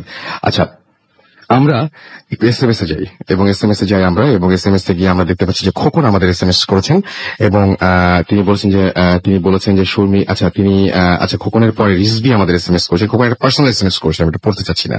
সাকিব আমাদের এসএমএস করেছেন এবং আমাদেরকে এসএমএস করেছেন রায়হান এবং মৌ ঢাকা থেকে আমাদেরকে, এছাড়াও রিজভি এসএমএস করেছেন। লাস্ট ঘটনা তার কাছে অনেক বেশি ভালো লেগেছে, আমার কাছে অনেক বেশি ভালো লেগেছে, সেজন্য আমি ফেসবুকেও দিয়েছিলাম। মৌ খুলনা থেকে আমাদের এসএমএস করেছেন এবং বাবু ভাই, দিনার ভাইয়ের স্টোরি সবসময় তাদের কাছে ভালো লাগে, সেটা লিখেছেন। আফ্রিদি সাতক্ষীরা থেকে আমাদের এসএমএস করেছেন, লাস্ট স্টোরিটা তার কাছে অনেক বেশি ভালো লেগেছে।